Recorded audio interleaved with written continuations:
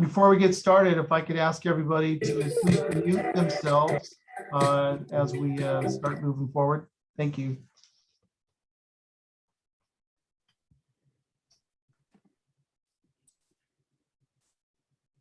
Bring your sound on. Yeah, run it up.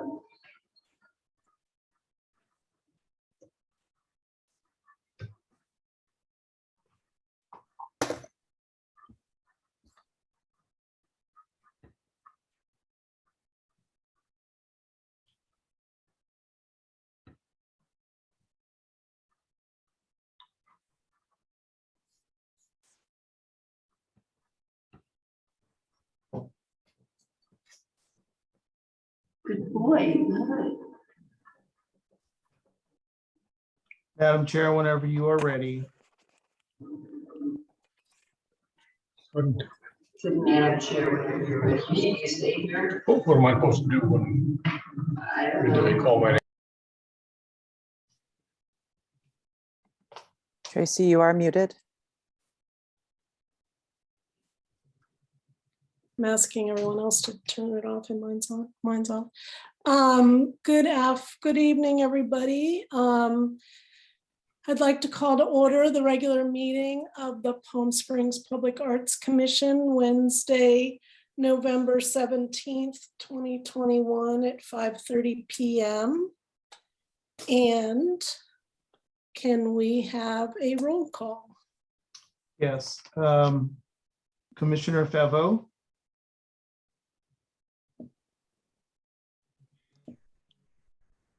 Here. Commissioner Armstrong. Here.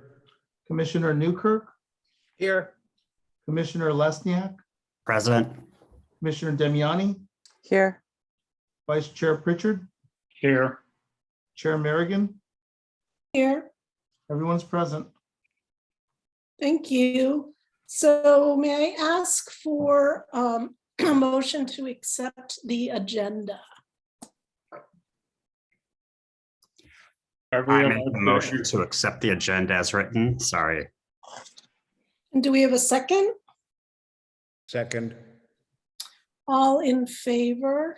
Aye. Aye. So that sounds unanimous. Any nays or abstentions?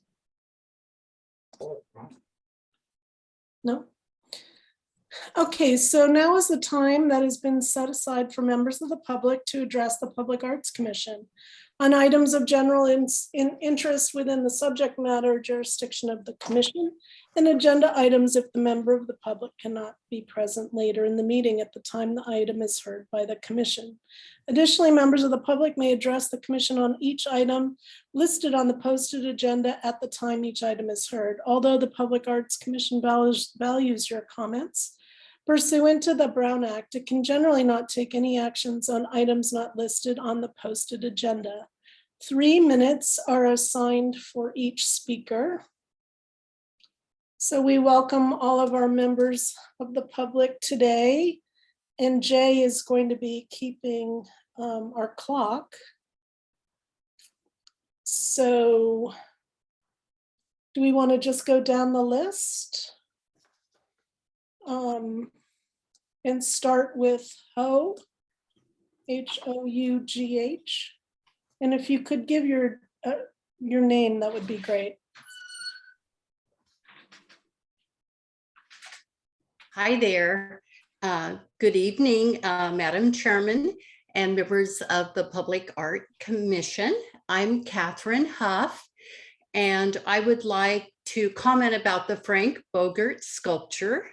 I understand that the sculpture is accessioned into the city's public art collection and that the Public Art Commission has the authority to remove, locate, reinterpret artworks in the collection.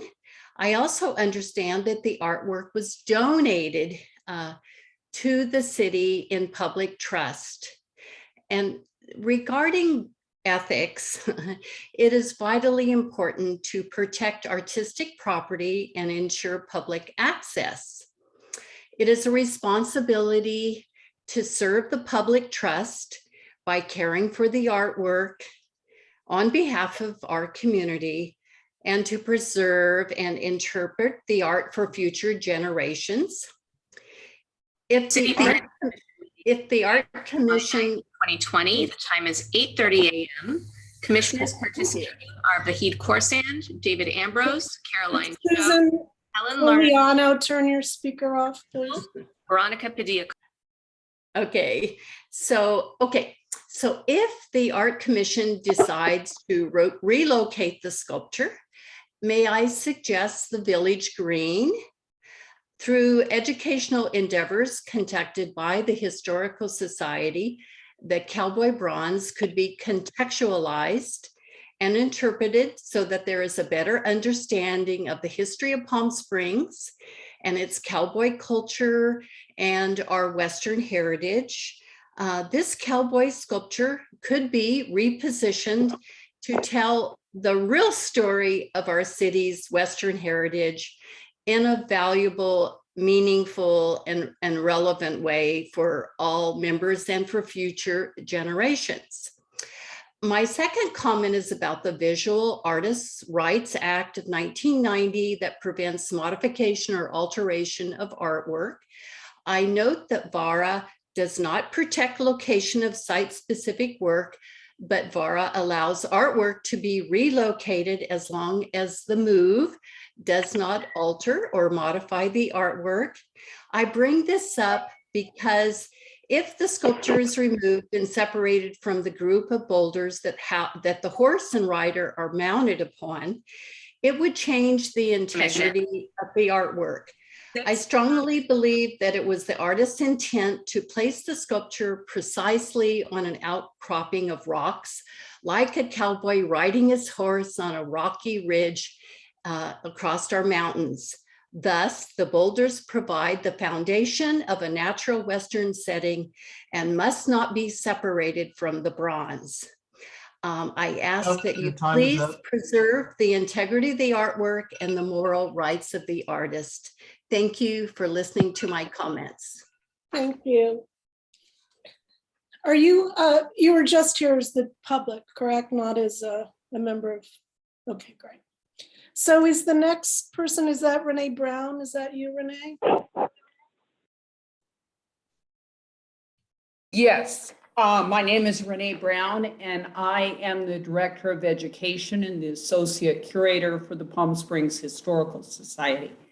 I sent Jay Verada some pictures of the sculptor and while his project was in works. And I also sent Jay, and hopefully everyone has it, a list of the artist's accomplishments, one of which is a sculpture that sits in the Vatican of Pope John Paul.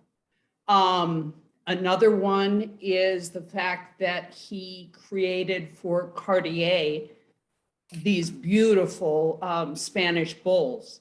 So my point, I think, is that I want you to recognize that you received those images. And also there is an oral history that was taken with Chris Mills, who was a city councilman, and who also did the installation and very carefully they even brought in palm trees and rocks to install the sculpture on because it was supposed to represent the trails that desert riders created through the mountains that actually all the hikers still use today.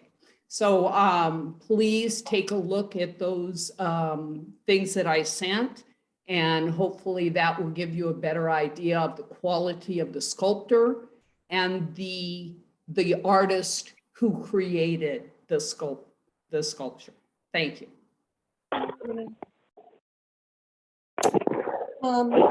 Cameron Hirigoyen. I'm sorry if I'm not pronouncing people's last names. That's okay. I don't have comments. I just wanted to see what the council's about. I'm new to the Valley and I'm very interested in helping the arts. So. Oh, great. Just listening in. Well, welcome. you. Bobby Gray.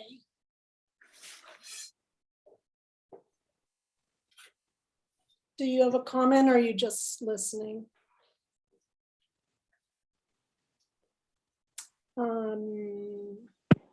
Bobby Gray.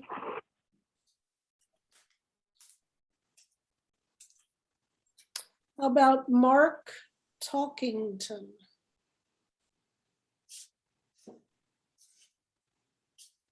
Mark Talkington? How about Norm King? Thank you, Madam Chair. Hi, everybody. I'm Norm King. I was city manager with Frank Bogart when Frank Bogart was mayor in the 1980s. Aside from his immediate family, for 6 years, I spent more time with Frank. Our offices were adjacent and the doors always were open than anyone except for his immediate family. I came to know that Frank was one of the most open and inclusive individuals I've ever known. He was definitely not a bigot or a racist. It appears that the effort to remove the statue is an attempt to place the responsibility of Section 14 relocations on Frank Bogart. This ignores the historical record, which shows that had not the tribal council and members of the tribe who understandably wanted to be able to earn income from their newly allotted land had requested the city to use its legal authority in regard to Section 14, and the city would not have carried out the relocations without these requests. I am sad to say the following, but it needs to be said. The city staff has shown an inexplicable and inexcusable bias providing the Arts Commission with incomplete and filtered information. And I might say, I think perhaps this is coming from people outside, such as the city council. The situation is that your agenda materials for this meeting, you were provided with a copy of the staff report to the Historic Preservation Board, recommending the alteration of the Class 1 site to allow the removal of the Bogart statue. What you were not told or given information about is that this staff recommendation was not approved by the board. This information was provided to you only after the Friends of Frank requested complete disclosure. This is not how to run a transparent city. I hope the commissioners will follow up with questions as to how this occurred. To conclude, it is not appropriate for the Arts Commission to take action on anything related to the removal of the Bogart statue unless an appropriate relocation site has been identified. Otherwise, you potentially are an accomplice to the storage or destruction of a piece of art, which is of significant historical and artistic value. Approving the removal of the statue without also ensuring that it would be relocated to a safe, prominent, acceptable location would be contrary to the mission of your commission. Thank you very much for your time. Susan Smith Coliano. Good evening, Art Council. I moved with my family to Palm Springs in 1957, and I witnessed Section 14. Many of my junior high school and high school friends lived on Section 14. So I am aware of the history, and I am aware of the fact that there was ample housing all over the desert. The home I live in now was built in 1953. And again, I won't repeat myself, but I can show you on maps that There was absolutely ample housing all over the city. Many of the people who lived on Section 14 worked in the city, worked at hotels, and most all left the city for 6 months of the year. Many went to the beach and mountain areas, Lake Tahoe, Lake Arrowhead, Big Bear, the coast. And a lot of people of color, in fact, went to Texas or Mississippi to spend the summers with family. And typically they were on unemployment as service workers. I too was on unemployment. I worked at the Canyon Hotel out of graduating from Palm Springs High School, and the hotel closed in summer and I went on unemployment, or I went to the beach areas to find work. So the story of Section 14 is being misrepresented. The people who live there, many people of color, had already started the process after World War II to have homes built or to buy homes. Many liked Section 14 because they could have livestock and animals because it was tribal land and they weren't restricted as other parts of the city were. And many chose to move to Garnet or Desert Hot Springs in the county areas so they could continue to have their livestock and to be able to do whatever they wanted to do without restrictions by the city of Palm Springs. So if you read the Friends of Frank Bogart rebuttal, it's very informative and it's very eye-opening. And the fact is that the story being spun by the HRC is wrong, and we need to keep the sculpture. Frank Bogart dedicated 75 years of his life. He created the airport, the convention center, the hiking trails, and he was, thank you for listening. I appreciate your leaving the art where it is. Thank you. Thank you. Zoom user. And could you state your name? Hello? Zoom user? Whoever's called Zoom user, do you want to leave a public comment? Okay, how about David Christian? Yes, good evening. No, she said David Christian. Shoot. Go ahead, David. If Bobby could turn off your microphone, that would be great. Bobby and Cameron and Bobby.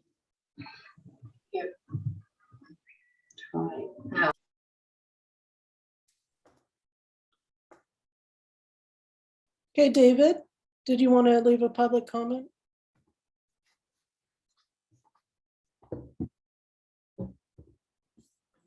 Okay, is there anybody else that hasn't spoken? How about 7604?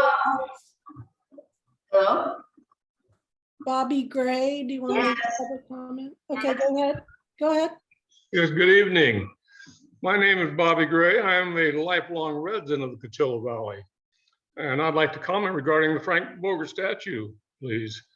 Let me start by saying the Section 14 fiasco was not caused by Frank Bogart. Bogart assisted the landowners who were the members of the Agua Caliente Band of Quay Indians and the Bureau of Indian Affairs.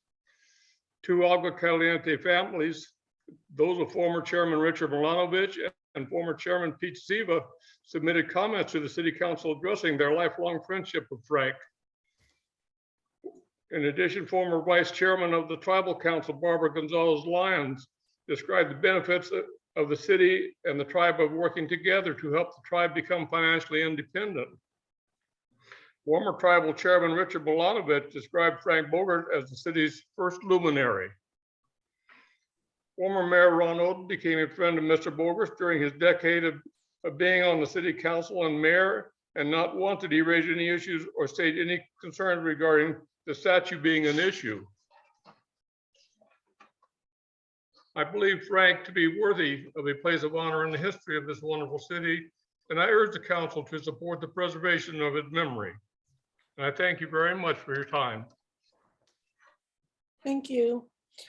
Does 760-406-1744 want to leave a public comment?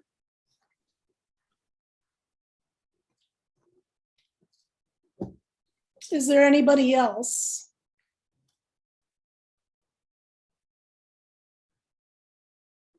Palm Springs Post.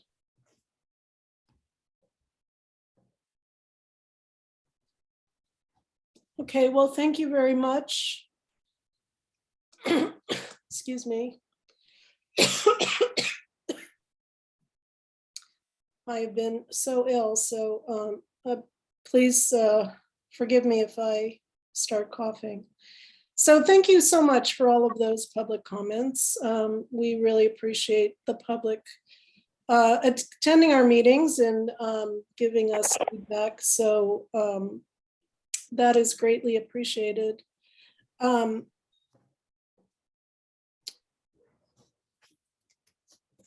couple of, because we might have a pretty long meeting, I'm just going to say a couple things and then we can say something with each item.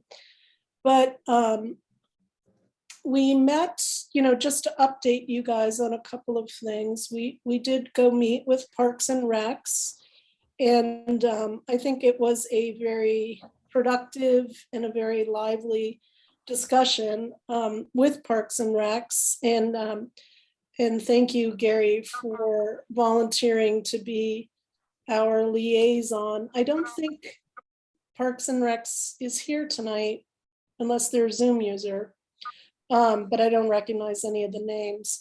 So, so I think going forward, our goal is to always be as open and inclusive of other city departments and the community is large, since we do represent the community. So I think we'll have a lively relationship going on. We definitely had a talk about censorship at that meeting and what is and public art. So that was it's always good to talk about disagreements with public art, and it's any discussion on public art is always a positive thing, whether you agree or disagree on what public art is. So the one thing I'll say is that we are all volunteers to these commissions for the city, and we all take that that responsibility with a lot of seriousness. And I do always, I always want to thank volunteers. They're the backbone of, especially in the Coachella Valley, but they are a backbone of helping get things done with the city, and they should always be treated with the utmost of respect, and thanks for their service. So the one thing I will say is that, kind of at the end of another commission meeting, people weren't around to be able to respond, but we on this commission, I hope, and I do believe from all of the commissioners here, will not make remarks about other commissioners without those commissioners present, and without being able to have any feedback. So commissioners or members of the public or anyone that comes and gives us feedback for a meeting, everybody needs to be treated respectfully and honestly. So I really value our commission. I thank you for your service, and it's a wonderful group of people that the city is lucky to have. So with that said, I think we can ask Jeff Pick Everett, who is here to give us an update on a piece of public art. For the public who's here who might not know, a few years ago we had our 30th anniversary of Palm Springs Public Arts, and we had a year-long celebration of that, talking to the public about what they wanted to see as public art in their city. And as part of that closing of the year, we had a exhibit at the Palm Springs Art Museum where we had a public call for artists to create public art ideas for the city of Palm Springs. And Everett was one of the artists who submitted his work and was juried into the show. So he has and I'll just let him say the whole thing, but his fault line is installed in downtown Palm Springs. And Everett, why don't you take it from here? I'm very excited to have you share your news with everybody about the fault line, and welcome to the meeting.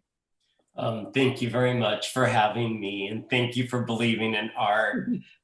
We all share the same idea that art can heal people and that art can speak to different volumes so people can hear differently. So it's nice that we have it around town. So thank you guys very much.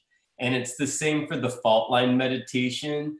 In case you guys haven't seen it downtown, it's in the shape of the San Andreas Fault, but it is a metaphor for the faults we carry in our lives, things that we get stuck on, things that we get paralyzed on, faults that really do not define us. They really just allow us to grow by learning from them. I always say that the faults create growth. So the fault line meditation is a metaphor for also growth and letting go. And it's a little meditation path that you can walk on with two signs that say, it's not yours and it's not mine. So therefore it just allows you to, oh, there we go, look there. I just took some photos of it because this is the 30 by 30 show. And these were the two pieces that I had in there, the fault line meditation and the hot water crossings, which is a glow in the dark, glittery, light up at night, sidewalk crossing across from the Agua Caliente Cultural Center. Again, I want to make art that works as a meditation and also could heal you. So the idea behind that was have all been in hot water, and instead of getting drowned in the water, or instead of just trying to keep your head afloat, you can just get to the other side, and collect your thoughts and move on from there. So that's the fault line and hot water crossings. So I got commissioned to create the fault line meditation in 2019. And at the beginning of 2020 in March, I think we all know the pandemic happened. And the fault line meditation sort of took on its own life and its own meditation of sorts when it came to not only the pandemic, but also the Trump election. It was sort of the idea that we could connect instead of getting paralyzed or stuck by not blaming each other and not shaming ourselves, and also not by passing the buck, by learning and accepting and growing from the fault. As I was saying, deep down in the earth, we could probably see the next image too. Deep down in the earth, when the earth starts to shake, everyone gets scared, but instead of being scared, you could just be curious. It's like one word that could change everything. Instead of being scared of how am I gonna pay my bills, or scared of where are they gonna move the Bogart statue to, it's more of a curiosity. Like, I'm curious, how am I gonna pay my bills? Where are they gonna move that statue to? And all of a sudden what happens is it allows more opportunities for growth, an open mind, and maybe critical thinking. So I was just hoping that the fault line meditation could, open someone's mind and allow someone to forgive themselves or forgive someone that's harmed them. I was saying fear is paralyzing and curiosity is stimulating. And instead of getting stuck, you can just grow and move on, because faults create growth. Deep down in the earth, the continents grow, and deep in our souls too. That's also why I had it glow at night. I installed the lights because I once read that only light can get rid of darkness, and people usually can only see with the amount of light they carry. So instead of shaming someone for not carrying that much light, I thought it'd be fun to extend the metaphor of light by allowing the entire path to glow so no one gets lost. So I then started its Instagram account and its social media account because a lot of people were walking on it, wanting to walk on it, asking a lot of questions. They want to meditate, they want to go down there. And it was Native American land down there too, is something to think about. And it's hard to not pass the buck and not to blame someone and not to be hurt because people have been hurt. And again, it's about learning and growing and expanding empathy, you know? So I started doing more social media with it, and all of a sudden, the North Brooklyn Parks Association saw me, and they were having a festival called the Illumination Light Festival. Here's some people these are locals that wanted to meditate. This is Renard. Renard is a casting director, and he wanted to go down and meditate on someone that has hurt him in the past, and he wanted to let go and grow. So you're allowed to DM me through social media and set up a one-on-one appointment to come down and do your meditation. And a lot of people will cry and they'll bring their mom or their loved ones. And some people meditate alone, and some people write something and tear it up. And they really bury it in the ground. And once they leave the fault line, they've also left behind that fault, and they're no longer paralyzed. Once you let go, it allows expansion and you can receive more. Again, not about passing the buck, just learning and moving on. So we got a couple write-ups. Now RLA, they are a big fan of the PS Public Arts, and they said that you guys are known for supporting experimental, intriguing artworks of local artists. So that's definitely a compliment to me because I try to be experimental. In fact, I once read that artists keep experimenting until one thing is finally something they can start to exploit. So exploit in a good way, which means use to its full extent. So we had a couple write-ups, and these are examples of the two signs on each end that serve as Bye, see you tomorrow. or reminders. Not mine and not yours. It's just a fault. The fault was here before us, and the fault will be here after us. So don't get stuck. We just happened to stumble upon that fault, Dottie. It wasn't ours. We didn't grow up on it. We just stumbled upon it in our little bitty lives. And instead of getting stuck, we're going to keep moving. It's a meditation. You know, I grew up in a children's home, and I was raised partly by nuns. And there was this punishment for the curious mind, and it was to walk a meditation path called the stages of the cross. And that's where Jesus built his cross, carried his cross, fell with his cross, had to hang his cross, and it was outside. And they would tell me, child, this path will save your life. And back then, when I was 8 years old, I knew that I too wanted to build a path that could help save people's lives. So thank you guys, because now people can come down and walk the fault and let go of things. So along with that, I got more opportunities.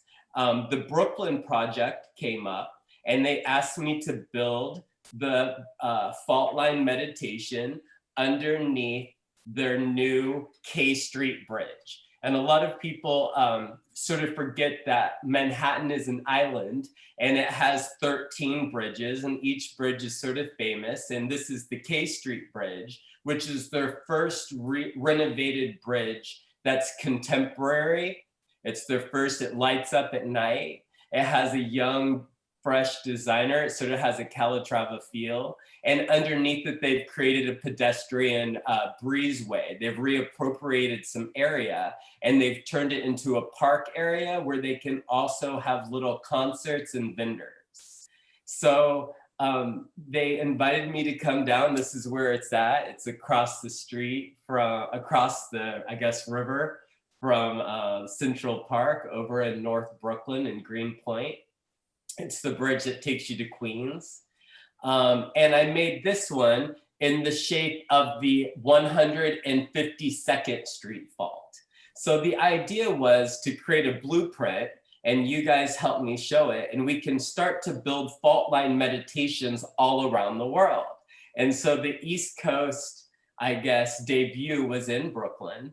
And instead of making it in the shape of the San Andreas Fault, I thought it would be really interesting to pay tribute to their fierce landmark, the 152nd Street Fault. So this one was the same idea. It's a meditation path that had both the signs. You could walk on it. And this is what I was not ready for. The 4,000 to 5,000 people that walk on it every single night. It was like, even in this photo right here, there's 18 people standing on the fault line meditation. And so I was worried that people weren't going to take it serious, or they weren't reading the sign, or they weren't maybe scanning the QR code, and they weren't going to understand it's a serious meditation. But then all of a sudden, I realized that it has its life all its own, and you just have to sort of like sit back and watch it just like interact with the public. And the people were like little moths to little candlelight. They were just coming from all around and flocking. And sometimes it was like a river of people. It was like some type of pilgrimage of self-healing. They just kept standing on it and walking on it. And some people would do it 2 or 3 times. So people would sit, they would contemplate it, they would talk about it. I did get a couple silent moments. This is a girl from the New York Ballet, and she came to do interpretive dance on it late at night when no one was around.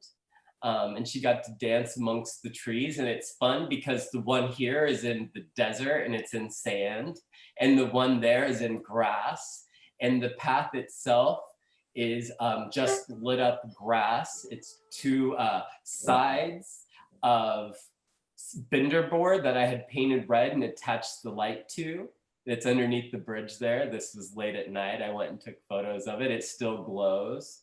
And the one here is built, but it has a sort of like a paper mache bottom where I took recycled cardboard and recycled newspaper, and then I put a shell on top of it. So if we ever wanted to find a permanent home for one here in Palm Springs, we could make it more permanent with more of a cement, a red cement with an encased lighting. So I believe as the nights went on, I just documented more and more people walking. They would bring their kids, they would bring their dogs, they would bring their parents. It was just an experience all its own, and it showed as a testament how hungry people are for public art. Even if it was good art or bad art, the art itself still stimulates the people. So it's the light and the idea and the design that gets the people in. And later on, even if they didn't do the meditation then, I'm making NFTs and other virtual tours and experiences so that people can take the virtual healing tour of the fault line meditation at home in other parts of the country. So not only did the Brooklyn thing happen, but I'm also pitching it to the West Hollywood Arts District because they're looking for new artists. If you guys wanted to shout them out and they have a deadline on December 31st. To extend an art project. And so I've already discussed the fault line meditation with them. It was crazy. People would just come and sit in the grass and picnic and just sit around the fault line and enjoy it on every level. Also, Art in Public Places have asked me to pitch it to their board, which I already have, and they're looking for a new place for a temporary fault line meditation in Japan for one of their shows next year. And finally, I am part of the Gay Aspen Ski Week, and they have asked me to create a fault line meditation in Aspen. So I've been working on that too. It would just be for the ski week. So I don't know if it would be inside of a gallery setting or if there's some way that I can master it being in the snow. So really, I create art because I want to encourage people to open their minds And I really want to stimulate critical thinking, and I want people to create more empathy and have more understanding. So, thank you guys very much for allowing me to make art and to showcase it and for people to experience it and for this piece to grow on its own organically. And hopefully it'll just keep expanding around the world and healing different people's lives. The fault line meditation. And hopefully, I'm looking forward to working on more projects with you guys and we can keep healing everybody. So thank you. Thank you. Thank you so much, Everett. I really, it's so great to see a project that went from an idea for our 30 by 30 show to then have it start going around the world. And it's such a simple idea when we were originally talking about it, simple and powerful. So I thank you so much. And I don't know if any other commissioners want to ask you any question or anything.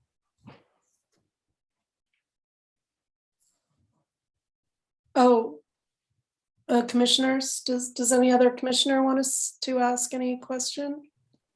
I just have one question, and I think I already know the answer. Everett, the fault line that currently exists in Palm Springs is somewhat inaccessible to the public, correct? It is.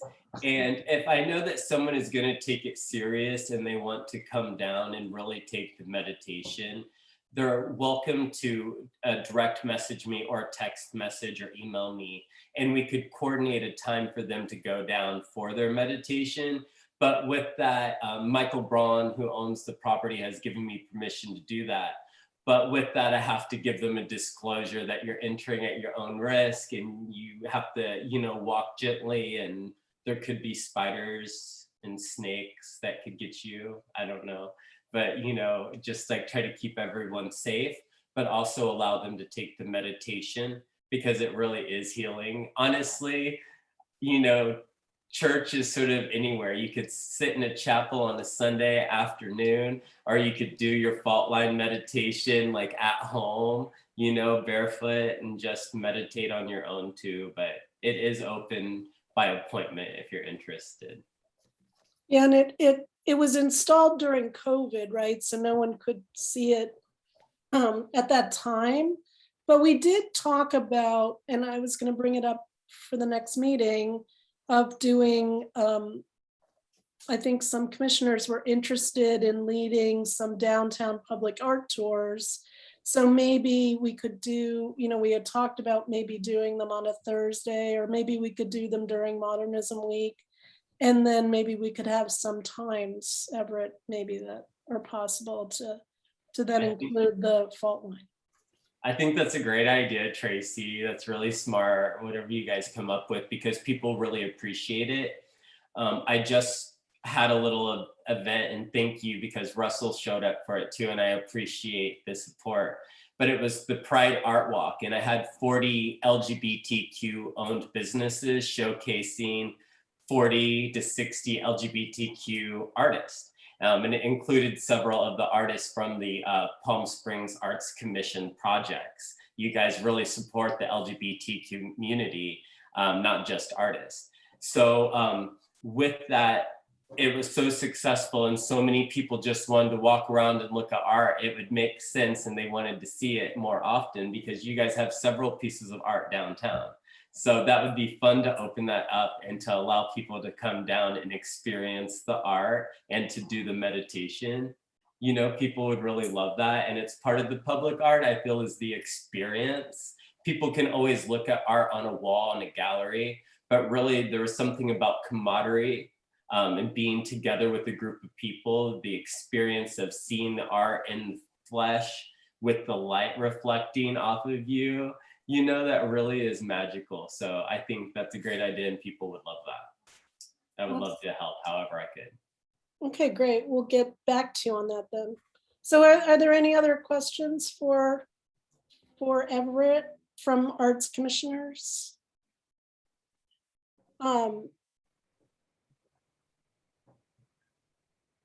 So Jay, can we accept a question from Dottie? She's raising her hand.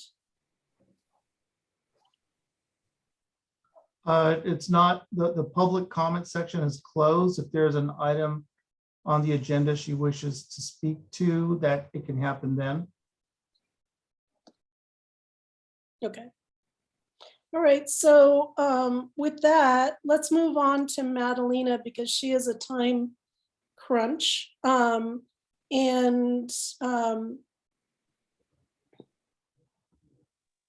So I saw Madalena here. So Madalena Here I am. Garza, hello, has been helping us or actually doing for us, I think since 2018. I was trying to think back when we first contracted with you. So Madalena, in case you don't know all of the new commissioners yet, has been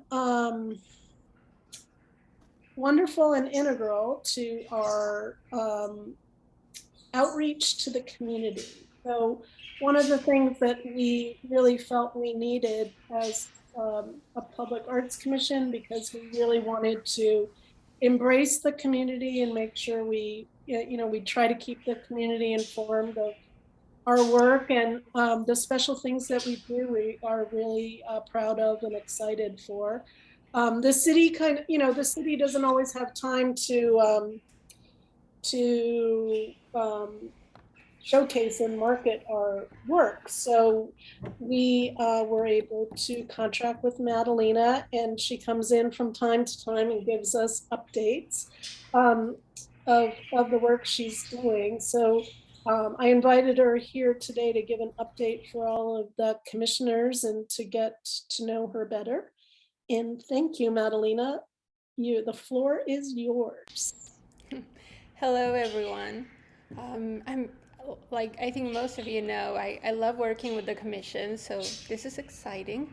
Am I allowed to share the screen? There it is. This is a short recap from what has been happening on social media and the website since June of this year. And, okay, so we kicked off June with, let's say, closing all the bench projects. So all the benches were completed, or at least most of them, from the Main Street project. And a poster was created. So we really worked on promoting that poster that was signed by all the artists that participated to recognize that project. So that was a big thing. We had the live stream. We had a lot of posts regarding that and promotion. Then we also had the Tuskegee Airmen tribute.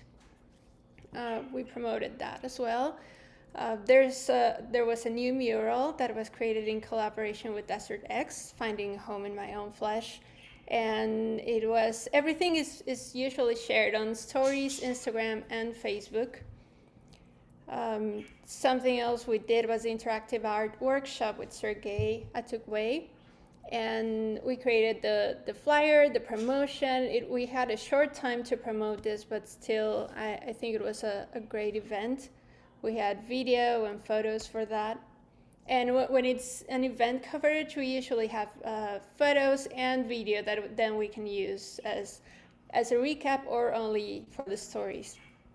During this time, we have been promoting the Stop in the Name of Love boxes. And I think it includes 9 boxes so far, but people really seem to like it, and they are very successful on social media. Something we've been putting attention to is promoting the collaboration we had with the Palm Springs Art Museum in bringing the History of Suspended Time sculpture by Gonzalo Lebrija. And these are other installations that are being promoted that I'm not highlighting right now, but that have been part of kind of the schedule for these last 6 months. It's the WOW sculpture. The popsicles have been a great hit. And so we get a lot of reposts and tagging from that. We promoted the Todd sculpture by Richard Becker that is coming soon. So we also try to, when we know that there's an art piece coming, we also try to build some excitement about it, and then have the process of the installation, and have, when it's done, just really promote the piece. We've also featured the Unity mural, Greetings from Palm Springs, that is on loan. The Fault Line Meditation, Isabel, the Graffiti Park. These are all pieces that we can see that people like on social. The Palm Springs benches, obviously, we've continued to promote that. The Pride Totem and the road signs by Gerald Clark, and of course the airport pieces that people or locals really don't get to see that much, but now we have it. And we recently shared an article on Facebook that talks about all the pieces that are on display in the museum. With the Fossils of the Future sculpture by Tyler Burton, we created a specific page on the website and a QR code so that people could scan it on site and learn a little bit more about that piece. We did that also with the Amanda Gorman mural and the Ryan Campbell. We're working on the Ryan Campbell one, but we also did it with the Stop in the Name of Love project boxes. We did the coverage, of course, of the unveiling of the mural for officers Jose Gil Vega and Leslie Servney mural. And we had video, we had a live stream. There was a lot of coverage for that. And the last piece that we featured is Happiness by Diane Morgan, the dome mural that is on Demuth Park. From last year, comparing where we were last year on the same date, we've grown to 1,798 followers, which is we've gained followers there, but it's not as big as a chain as we've had on Instagram. We've gone from 2,857 followers to 4,138 followers, and people really like what we're doing on social. And we can even do more. I know I'd love to have a team to work with, listen to all the voices on the commission. And I know Tracy's already working on that. So that really will be exciting. And Tracy and I have also been working on the revamp of the website, not so much aesthetically, but where things are, and thinking of the user experience, and also adding the latest pieces that have been installed, and everything that has been going on at the commission. And yes, that's the short report. Oh, that's so awesome. So 2 things to think for the commission. So anytime you guys have some project you're working on, like we're trying to do like tot stuff, coming soon stuff. So if you have things that are, in the future, or, things that you want to start publicizing, definitely reach out to Madalena. And, if we can create buzz about something ahead of time, that is really great.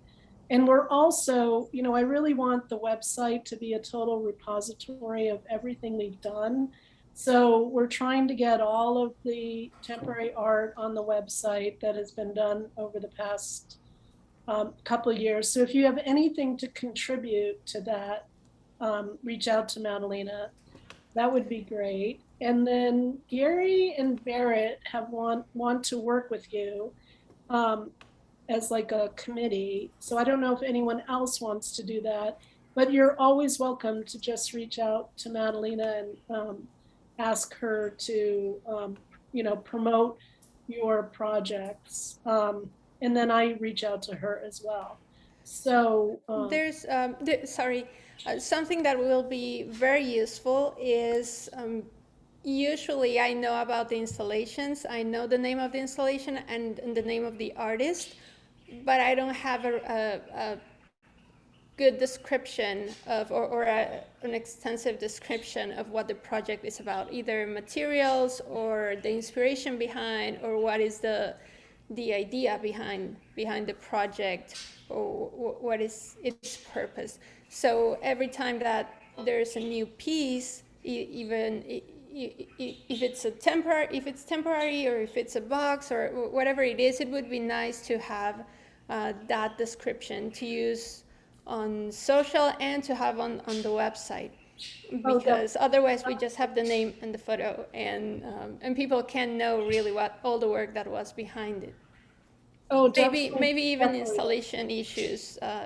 Some of the artists had to overcome a lot of or a few problems while installing the pieces. So that's also something that people are interested in.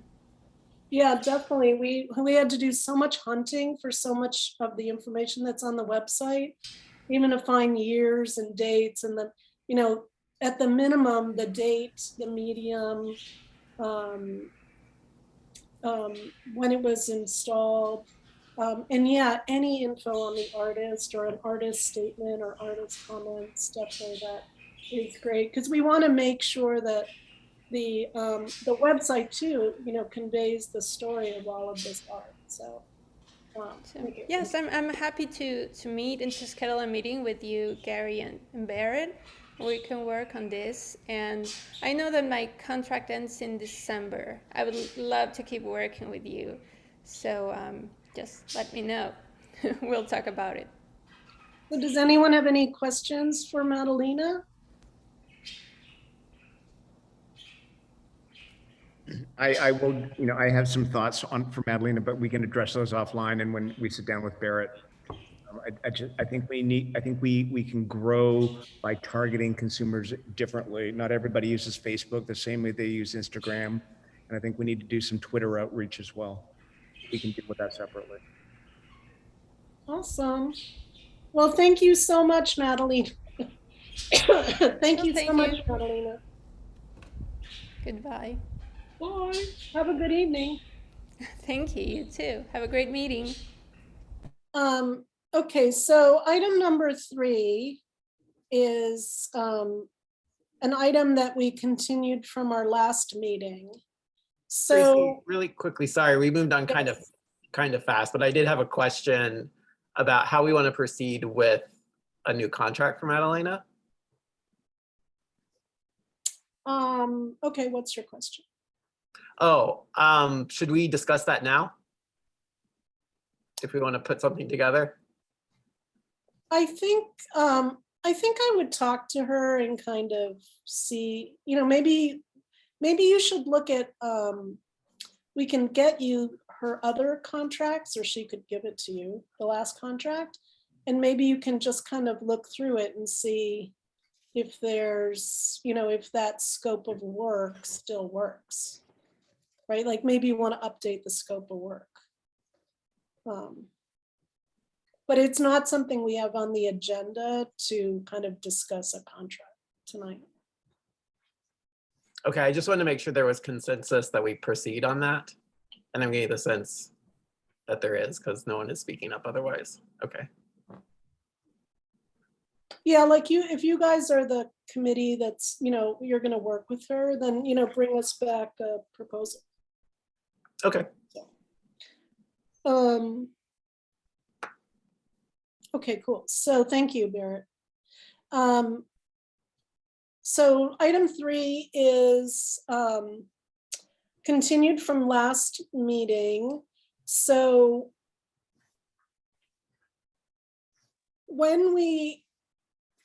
during COVID, when we came back from COVID, we had a grant program, the neighborhood grant program that we had voted to fund. And at that time, we couldn't have any meetings. Nobody could.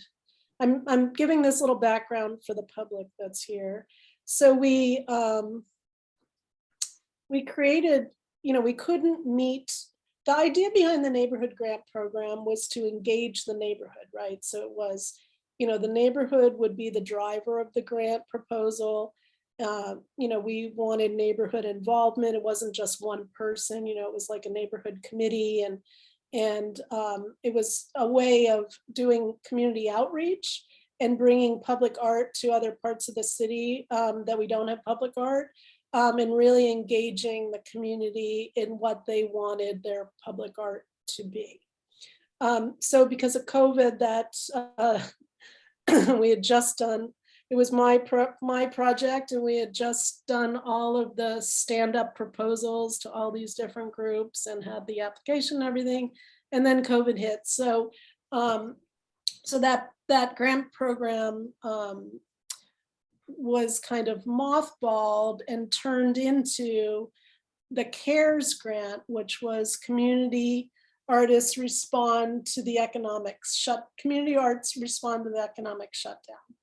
So that program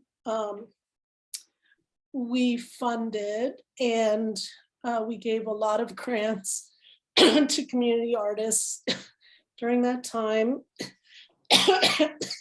And the idea behind it was to help the city of Palm Springs during what was a complete shutdown of town, and to help business and the community survive and come back from the COVID shutdown.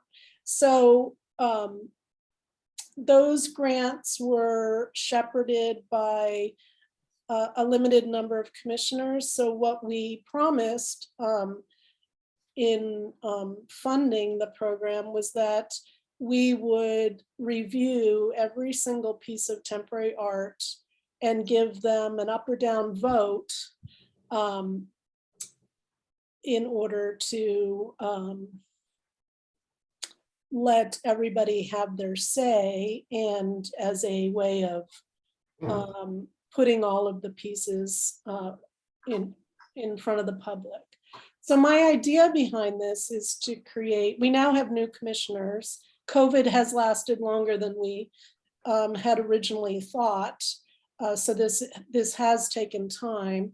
So the idea behind this is to create a subcommittee of at least four commissioners who would review all of the temporary art that we funded over since March 2020, right?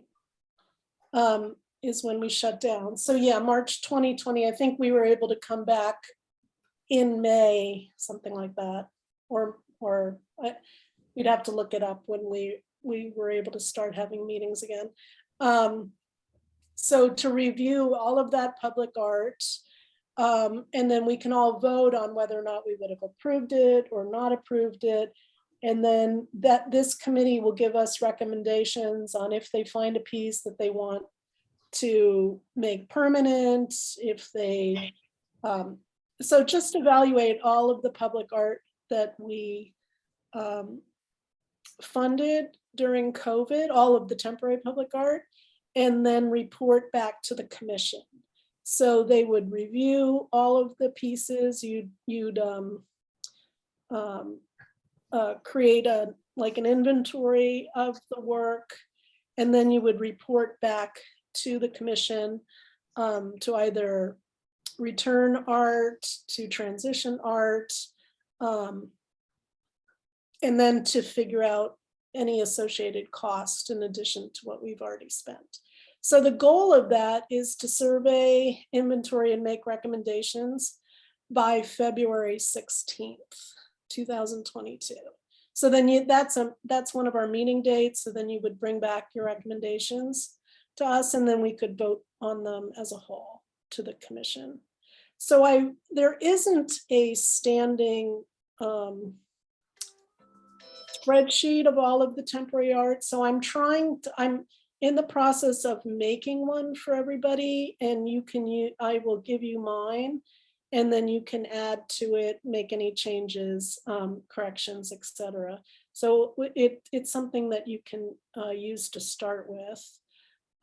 So I wanted to ask if we had 4 commissioners that want to be part of this committee, and then like with our maintenance committee, then you'll just give public notice of your meeting, and then we can Zoom it, and it will be recorded, And then the public will have access to see it. So do we have four commissioners? You actually don't have, if you don't want to volunteer tonight, you can just reach out. But if you want to volunteer tonight. Actually, I would like to ask a question, if I may. Yes. Could you, for the enlightenment of the other commissioners, give 2 or 3 examples of the temporary art that you're speaking of? So, like the windows that were painted on what's that hotel downtown,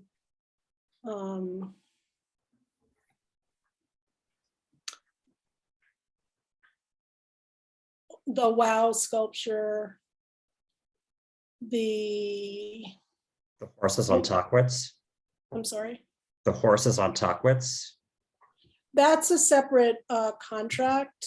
So that is not part of the CARES funding. So the windows on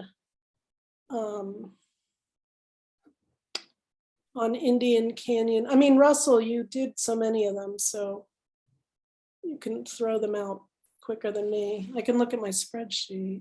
Well, I just asked because so many of them are already gone because they were temporary artists. So storefronts have changed, businesses have come and gone. And the ones that still exist have basically become the property of the owners of the building. So, like, for example, the windows on the Skylark Hotel, what sort of an issue do you want addressed with something like that? Well, what we said when we did the vote was that we would vote on everything. So maybe someone doesn't think we should have done that, and they can vote no. If something's already gone, it's not going to change that it's gone, but it's a way of recording our vote. Because we didn't vote on any of this stuff. And that was the idea behind it, was that everybody would be able to get their say at the end of the grant period. And it's also a way of inventorying all of this art, right? Because we need to keep a record of it. And then some pieces, we need to decide if we want to keep them or not keep them.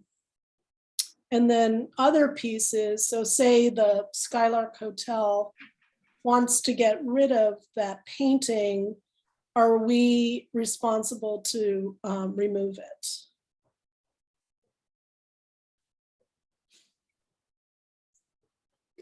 I would like to volunteer for that, if you want to put a name down. Okay, Matthew.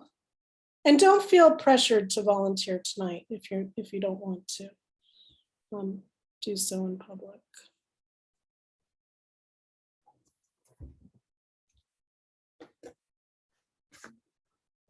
So are there any questions or anything or comments or? I have a question, and I understand and appreciate what you're doing with this. I think it's crucial that we have an accurate catalog of not only what we've accomplished and what previous commissions accomplished, but also in a lot of ways, and this is where I'm curious and I'm questioning, isn't there going to be a lot of overlap with the maintenance subcommittee? Because it's going in the field and cataloging everything and documenting it and creating this thing. So isn't this portion really maybe a 2 or 3 check on the Excel spreadsheet that that commission or subcommittee is working on? Actually, none of this is part of the maintenance as of yet, because it's all temporary art. So it's not something that we've, part of the contracts that the artists sign is they're supposed to maintain their art for the first year that we have the art. So it's not something that we would maintain. But this information will, if we decide to keep a piece, right, then it will become a maintenance thing. But they're definitely, like, these pieces are not on a list. they're definitely not on the maintenance list because that's from 2016 and I'm just updating that myself Yeah. at the moment. So,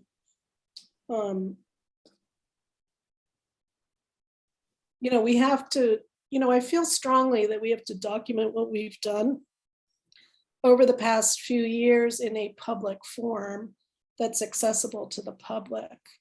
And so part of the way of doing that is to use, the expenses that we've expended, the expenditures and everything. And then there are decisions to make, like, so do we say, oh, this is all temporary art, all of it is going to be returned to the artist?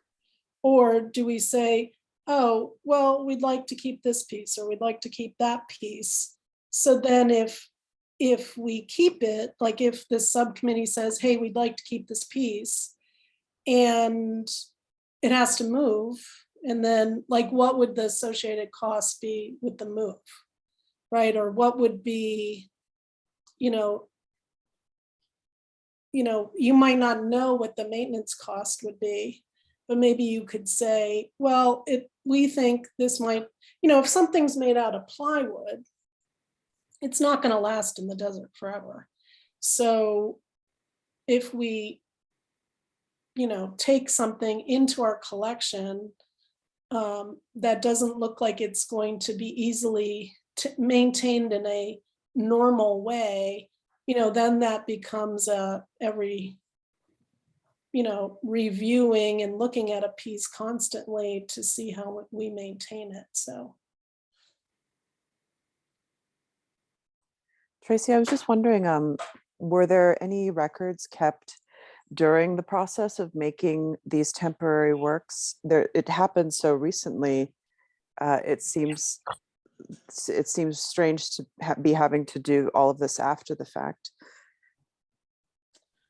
There is no standard record now of everything. So a grant is given to an artist and there's no paper trail, or there's no?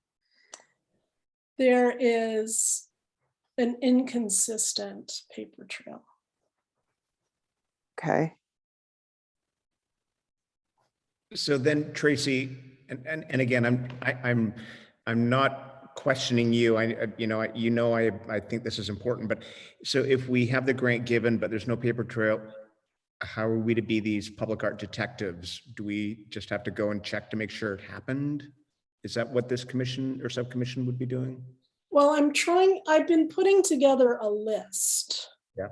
So granted, this isn't my, so I've been trying to put together a list of public art for you guys, or temporary art. And then I've asked other commissioners to please let me know other projects that they did so I can fill in this list. And I've also asked city staff for information. So I have a lot of it. And I was working on it last week. I don't have it completely done for you guys, but it's I'd rather not have this just be like my whole thing that I made without, the idea behind the temporary art was that every commissioner was going to be able to have a say in the temporary art after the fact. So that's the idea behind this subcommittee, is that you guys are the new commissioners and you should have a say in, yes, I would have supported this public art, or yes, I do support it, or I don't. And then we can use that as our, as a document that the public can access, and then we can access it as all the stuff that we did. And, because that's what we promised when we voted on this thing. That there would be a full accounting at the end of the program and everybody would be able to vote on it.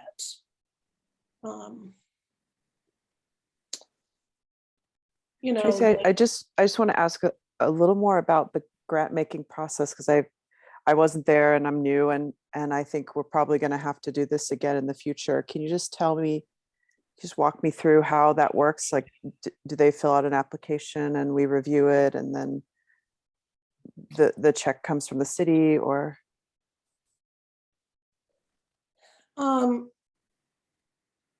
I can tell you how, when the project I set up was, you applied for the project on the city website in a form, but people did not do that.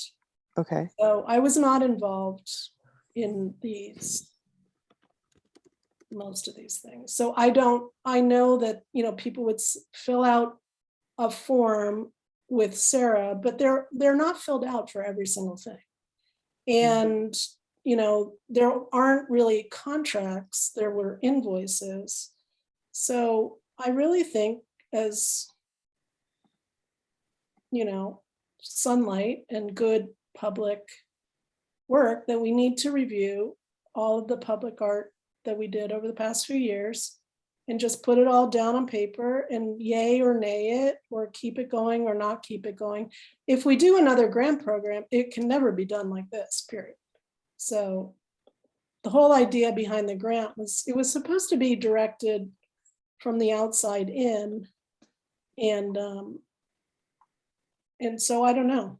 I don't know. I'm trying to create. Tracy, may I say something? Yes. With the fact that you just said that there's a form on the line on the website, that's the first time I'm hearing that there was a form. I think a lot of the confusion came about. There was another person hired to work for Public Arts, Scene Creative. And from what I understand, when she was helping me, I gave her all the information. And so when she was let go abruptly, I had to try to scramble to get that information back. Originally, when I became a commissioner, I wanted to do the stuff myself, hands-on, so I could have a ongoing list of it. And I was told that this person was that person that did that. So I don't know if we could reach out to her to get all that information, because there are Google Drives that have this information on it. Yeah, I have that access now. Okay, good. So, and we can, all of the commissioners can have access to it as far as I'm concerned. But I did look through all of it. It's just not everything is there. So, and it's not Sarah's fault if she didn't have the information. So, I think all of your projects are in there, Shonda. And, but it depended on what these things were. When I was reading out like the prices of your boxes the other week, they were, what I had was not what the artists were being paid. So I just want us, I don't think it's a big deal. Can I address that a little bit? Because when I was working with Sarah, when we talked to our old chair, I was told that there was a certain lot of money for the boxes, and some of the boxes that were listed didn't actually exist. I drove around to try to find some of them, and they didn't exist. So there were some that there would be an over extension, there would be some money overage.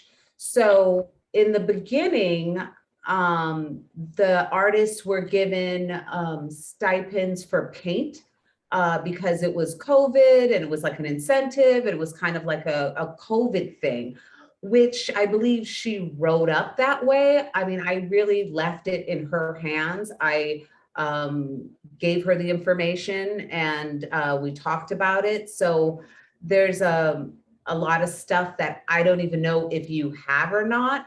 I would like to see what Cindy has, because both her and Cindy talked, and I would just turn in the stuff. I would just give it to them and then I would let go of it. So for me to recall all this information is going to take a lot of time, because I gave her the info. And then now that information is, I guess some of it is lost. I So, don't think anything is lost. I don't think anything is lost. I don't think, not everything in Sarah's Google Drive she worked on. She didn't work on everything. So if she didn't work on it, it wouldn't be there. So, okay. yeah. So, yeah, so we can, I told Jay that I was going to give him the access to it. So, yeah, all the commissioners should have access to it. I have another question. Does Cindy have like a list? Because with the budget stuff, it was, I don't know, it's like a docs matrix kind of printout. I couldn't make heads or tails of what projects were paid for and not paid for. So does Cindy have a list of artists that were paid that we can cross-reference to make sure that all the temporary artists were paid as well as those projects were executed correctly? She is in the process of making a list for us. So, but it's not finished yet. So Tracy, assuming that we get our commissioners who volunteer to be part of this subcommittee, which I think we all agree is extremely important, how do we begin? We meet, and do we have a document we can go after and check everything to make sure it's up to snuff, or how are we finding these pieces of art? I'll give you my list. Okay. And then what I've done on my list was I used Sarah's list, and then I've been adding to it. And then it might not be complete. That's why, maybe Russell looks at it and Shonda looks at it and adds anything else. And then I also have put on this list things that are on loan. So if this commission also wanted to take that on, we do have items that are on loan that we need to either renegotiate or return them, or find out the loan term. Okay. So that's another, if you wanted to take that on, that would be a longer thing. That's also available.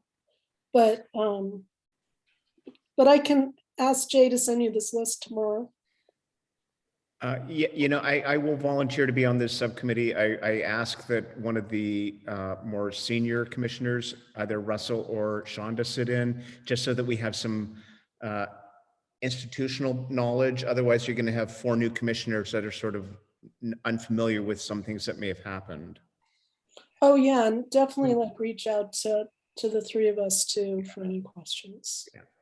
And actually, if I may, being a senior commission member, I will volunteer for this committee, being that I was responsible for a lot of the temporary art that we did over the last couple of years. Yeah. Madam Chair, if I may also chime in here, 3 members would be the maximum number of committee members without forming a quorum, constituting a quorum of the commission. So it may be best to keep it at 3. Otherwise, it will essentially be, when we meet, posted as another full Public Arts Commission meeting. Yeah, so I'll leave that to you guys, whatever you guys feel. So if you feel like the 3 of you is enough, and you can let us know later. But I really thank you for doing this. We did talk about it a number of times over the past few years. So I think it's a great thing that we can accomplish in not so long of a time. That really is something we had promised pre-COVID and during COVID. So it would be great. Then we can get the monkey off our back. Tracy, also, you had mentioned that there's a group of art that we need to possibly renegotiate sooner than later. Will that be included in the list? Meaning temporary art? Yeah. Yeah, like anything that's temporary. If you guys want to take your brief larger and say, anything that's temporary, longer term temporary, we want to tackle that as well. And then that would be, there's a sculpture over at, like, as an example, there's a sculpture at the convention center that's owned by the art museum, and it's on loan to the city, which I didn't know until a few days ago when I was doing all this research. So that's something we could research, right? The La Brija car, that was a loan for a certain amount of time. So that maybe is extended. The that Peter Tiegler piece that's like on the elevator of the Rowan Hotel, I have no idea, like that suddenly appeared one day. So that is on loan from California Desert Arts Council. So maybe someone goes and researches that and finds out about those terms. We also have art in the airport that's on loan from the art museum. So that could be a longer one, but there's like 5 or 6 pieces of art on loan. And I think the loan was up in 2012 or something like that. So my idea this year is to like catch us up on all of these things that kind of, you know, have gone, either people are too busy or whatever. I mean, it's easy to like lose track of this stuff. To catch us up on all of this backlog of stuff. So we take care of the temporary art. We take care of our maintenance. So we're working on that. We take care of our maintenance. And then we get all of these things taken care of, and we move on to like the amazing things that we want to do, which we can do in the meantime as well, you know, simultaneously.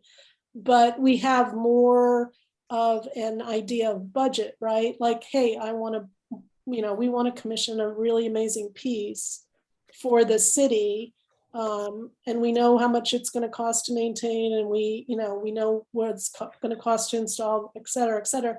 And we move on with like really exciting projects. So I know a bunch of the commissioners have exciting ideas, and we just take care of all of this, nitty details, and then we're golden. So. And then we create like a really nice public record for the city of all of this. So versus hunting and pecking all the time. All right, cool. So did we finish that? Does anyone else have a comment or? Okay, so we can move on to Frank Bogart and Ken Lyon. Thank you very much for still sticking with us. I know you have somewhere else to be. So I've listened to all of the meetings about Frank Bogart, and I know council has already voted to move the statue. We weren't part of that discussion, but I thought that it's really important to have as much, have information written down on paper versus, to take some emotion out of the discussion.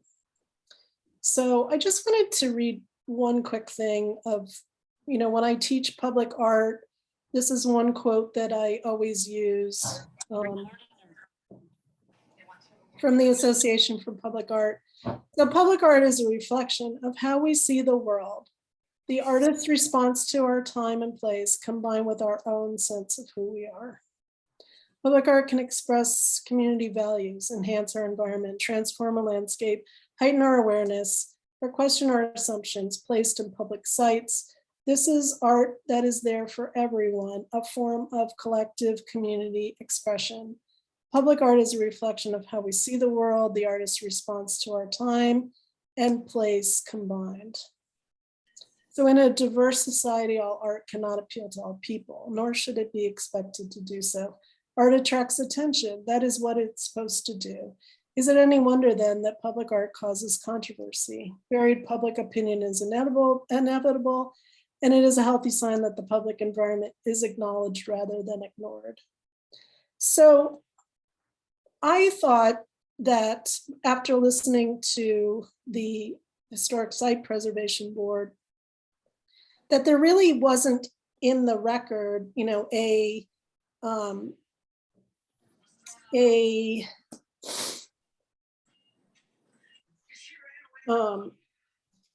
appraisal of the Bogart statue.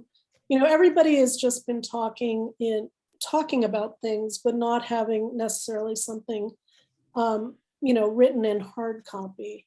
So I thought it would be something that we could add to the conversation about this statue, is to put something down in hard numbers on paper, since we are starting to review art for the public collection and appraising it for insurance values and for determining, you know, associated maintenance costs.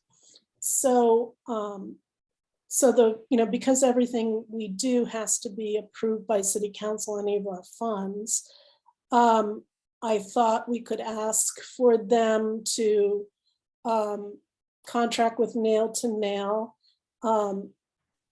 to do a art appraisal on the Frank Bogart statue. So that is this item. And then I asked Alicia for a quote, originally to provide for you guys, so you could use that for this meeting. And then I had thought that, and it's up to you guys, but I had thought that we could schedule another meeting to discuss this, but I actually don't think the information will be ready by December 8th. So maybe, and it's up to you if you want to do it anyway, maybe we have a discussion about it at our next meeting, or maybe we have the discussion when Historic Site finishes their discussion and we have the information, and we could ask the public and give recommendations of our own regarding you know, reciting this sculpture somewhere else in town, or whatever the thoughts are. But I thought we could, you know, instead of having, I thought we could open a more positive and communitarian idea of speaking about the statue, and putting it, you know, it's so tied to City Hall, and putting it in more of its own perspective. And I don't know if Renee Brown is still here, but she said something at a City Council meeting a while ago. So I appreciated her comments tonight. She's not here, but she did send us those pictures, which I thought were great. So when the Historic Site Board was talking about the statue, no one was sure if the rocks and everything were part of the statue. So if you guys look at the pictures, the statue is definitely separate, but there is an interview that she did with one of the former City Council members about the installation. So I thought that was really interesting to listen to. I was going to ask her when that was taped. So, you know, so that is my idea. So if we ask for the information on a fine art, an art appraisal, if we ask the city about any issues with artists' rights, with the Visual Arts Rights Act, and the California Art Preservation Act. And then I guess the city would get a quote on removing or reinstalling. So that was the idea behind this process, was to create a more positive environment for discussing the statue. Since it is part of the public arts collection of the city, and what would entail, what is its value, and if people wanted to recommend another location for it, what that would entail, or we could involve the public comment in that. Good question, Tracy. Where would the funds come from in order to get this appraisal? We could ask the city, if you didn't want to pay for it with public arts funds, we could ask the city if they would pay for it. But it would, it is in our collection. So my idea is it would come out of our budget for the appraisal. But if the council, and it's up to you guys if you want, how you would want to handle it, but if the council decides to move it, I would hope that it would not come out of our budget. Madam Chair, if I may, would it be possible to have Ken Lyon give a quick update on the status of where HSPB is with the? Yes, thank you. That would be awesome. Okay. Ken, all yours. Well, thank you and good evening, everyone. I'm Ken Lyon and I'm the city staff liaison to the Historic Site Preservation Board. At its November meeting, the HSPB considered the question about whether the removal of the Bogart statue would be considered a material impairment to the historic defining characteristics of City Hall. So the question before the HSPB was not one of artistic value or even sentimental value or opining about the contributions or legacy of Mr. Bogart. Their question was solely focused on the question of, does removing it from City Hall damage the historic significance of City Hall?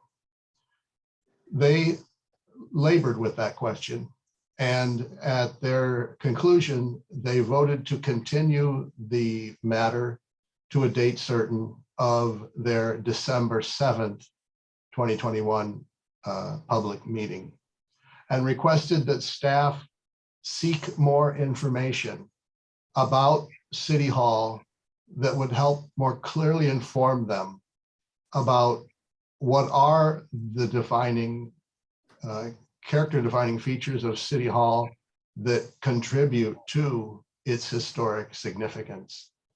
In the staff report that I wrote for their November meeting, I identified what, from a staff level, we believe the character defining features of the site and the resource are. So what the HSPB is seeking is for that to be substantiated by a neutral third-party professional services consultant. And that's what they've asked us to do.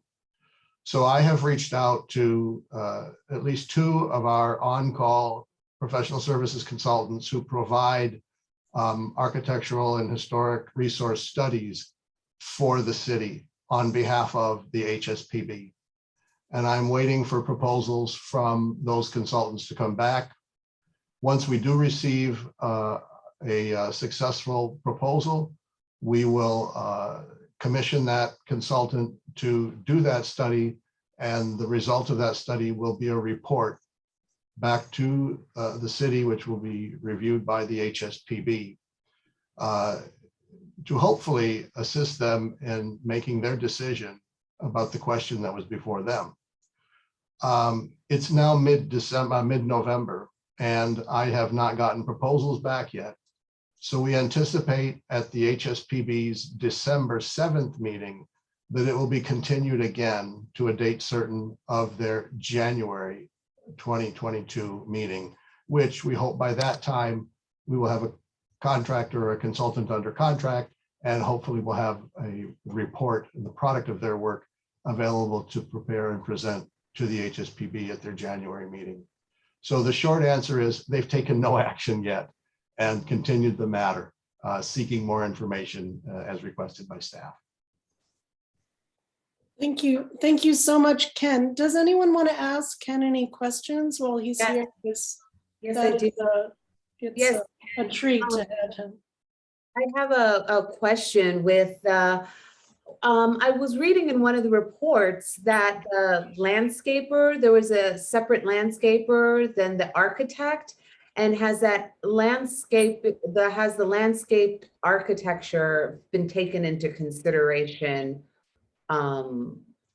for their consideration? Like, is there any information on that for the landscape architect? Because I think one of the reports was saying that he was left out altogether. What we understand here at staff level is that there was a notable landscape architect by the name of Art Appraiser, who apparently was involved with the design of the original landscape for City Hall. If you look at the vintage photographs that were in my staff report to the HSPB, which were photographs credited to the notable photographer Julius Schulman, you can see some of the original landscape that was in front of City Hall. And by and large, it was what we would consider today a drought tolerant or desert appropriate landscape.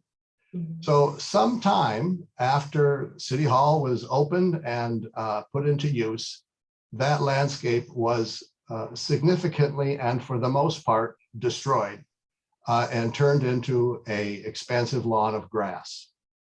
So from a perspective of what do we have today here at City Hall that is something that it may be of some significance from a landscape perspective, I would assert that we don't have anything left from that Garrick Ekbo designed landscape. But that is part of the question that will be pursued by our consultant is, is what I just said in fact true? And is Mr. Ekbo, in fact, is it true that he was credited with the design of that landscape? And how do we evaluate that in contemporary times, given its current condition of the site as a big area of heavily watered grass? And in that information, will we be able to maybe restore it back to its original beauty? Is that a possibility or something that's on the table as well? Or is that something that we would have to address or get a committee in order to get this landscape preserved back to the original intent of the architect and the landscaper? At this time, there is no interest on the part of city government to restore the landscaping at City Hall. When the council amended the historic designation of City Hall in 2012, it specifically exempted the landscaping at that time from any historic significance for consideration by the board. In other words, the board was specifically cut out of any sense of reviewing the landscape in terms of it being historically significant. And I believe the city council did that at that time. If you recall, we were in the depths of a pretty severe drought, I believe, at that time. And the council was probably mulling over, I don't know, the notion that maybe all this grass needs to be gotten rid of. And so I think erring on the side of caution and wanting to reserve their decisions on the landscape, the council excluded the landscape from the historic significance of the City Hall site. And at this time, there is no one that I know of who is talking about or interested in any kind of restoration of the landscape. So is there a possibility that that can be pursued? I mean, because we're in a drought tolerant situation right now. And I mean, see those original pictures, they were breathtaking. I feel like the city really ignored how the landscape was supposed to undulate around the building in order to create the balance of the architecture. Is there a way that we can get that? How do we get that restored is my question. I'm like, I mean, after seeing those pictures, I was horrified in the comparison of the two, that the landscape was taken out and disregarded. Whereas in the staff report, is there anything saying why the landscape was? There's nothing that we know of in terms of why the landscape was changed. An initiative to consider any kind of changes or restoration or investing any of the city's capital dollars in a capital improvement project to restore the landscape at City Hall would be a city council decision. Okay. And landscapes are ephemeral, coming from horticulture. No matter how famous, I was blown away by that ECBO photo. Your landscape architect is, it's very hard to keep landscapes, so. Well, what's very interesting, as most of you know that have lived here for a while, is if you go back to the 40s and 50s, we were not, bathed in oceans of grass around here. This notion that, and I think we kind of sold and marketed ourselves in the 60s and 70s as a quote unquote oasis in the desert. And to perpetuate that persona or myth, if you will, the community, the developers, the city began planting grass and petunias everywhere. And it sort of perpetuates this false premise that we are somehow an expansive quote unquote oasis in the desert.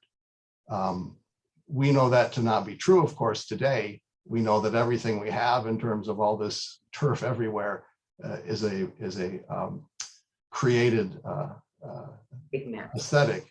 And it was something that came about, I believe, in the 60s and 70s as the city marketed itself that way. And it's very bad for sculptures. Bad for architecture too.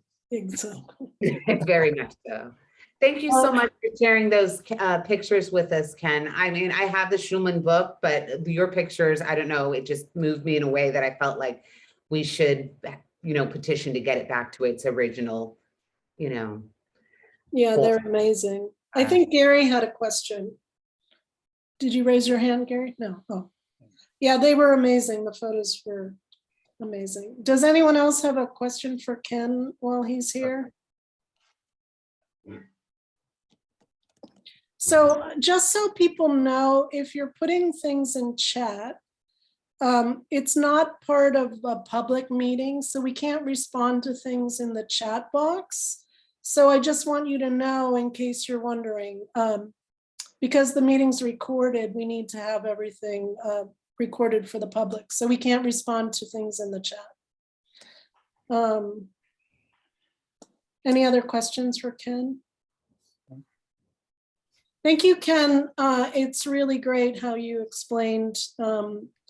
I listened to the meeting. It's really great how you explained the end product that you guys are going to do for the meeting, because it wasn't clear to me in the notes. So I really appreciate you telling everybody.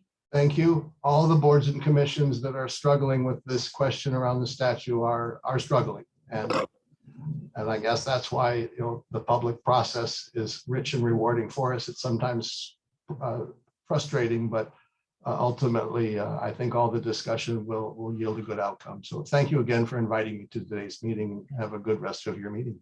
Oh, thank you so much. I so agree with that. So, yeah, I mean, these meetings have brought out more information about this statue than we knew about, especially on the, the rocks placement, et cetera, et cetera. Alicia Thomas is here. She's a licensed art appraiser who has done work for us in the past. So she's already a vendor for the city of Palm Springs. So does anyone want to ask Alicia any questions about what we're It's on our agenda. She's here to answer them if you have questions. I have no questions, but I would like to make a motion to approve this so we can move along. Because I think it's important for us as the Arts Commission to do our due diligence for the appraisal and technical aspects of the statute. So it's part of the whole process of the decision and the discussion.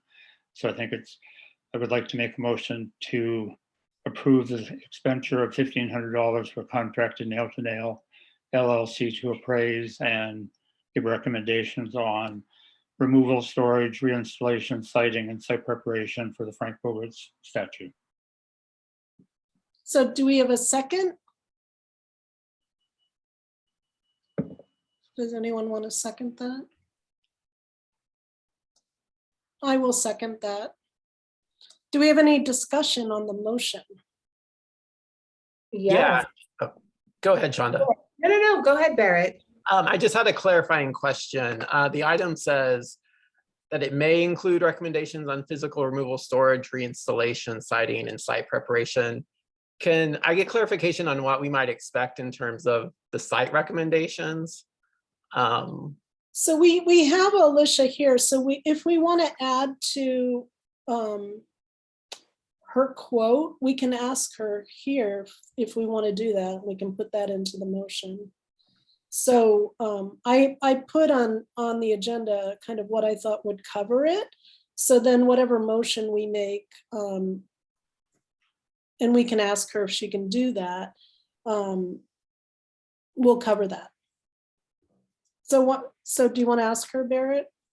Yeah, Alicia, thanks for being here. If you could just talk maybe a little bit about what your process would be if you did, go in and consider other sites for the statue. Hi, thanks for inviting me tonight. I actually like what has come up during this meeting this evening to solicit ideas from learned community members, the Preservation Board, among others. Of course, I can cite the sculpture based on my 27 years of museum experience, but there is quite a bit of passion surrounding this piece, and it might be prudent to involve a greater number of ideas and opinions. Yeah, I agree with that, Alicia. Do you think that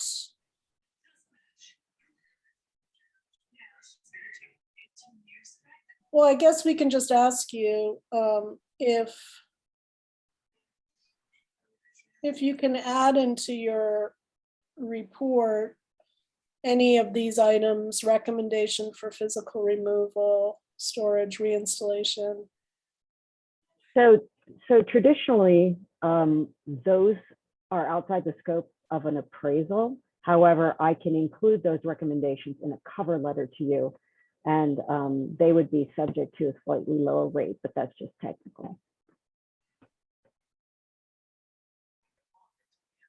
So does that work for you, Barrett? Yeah, I think so. I mean, yeah, I think we all agree that we want to have some more public discussion on future locations, but I would appreciate getting sort of a professional's take on what an appropriate location might be. I also have a comment. And it's based on all of the comments this evening and all that I've been reading for the past several months regarding the Bogart statue. I have difficulty with the word storage. I don't think that's something we should be considering. The removal, the reinstallation, the siting, and the site preparation, I agree with, but I have concerns about using the word storage or even considering that.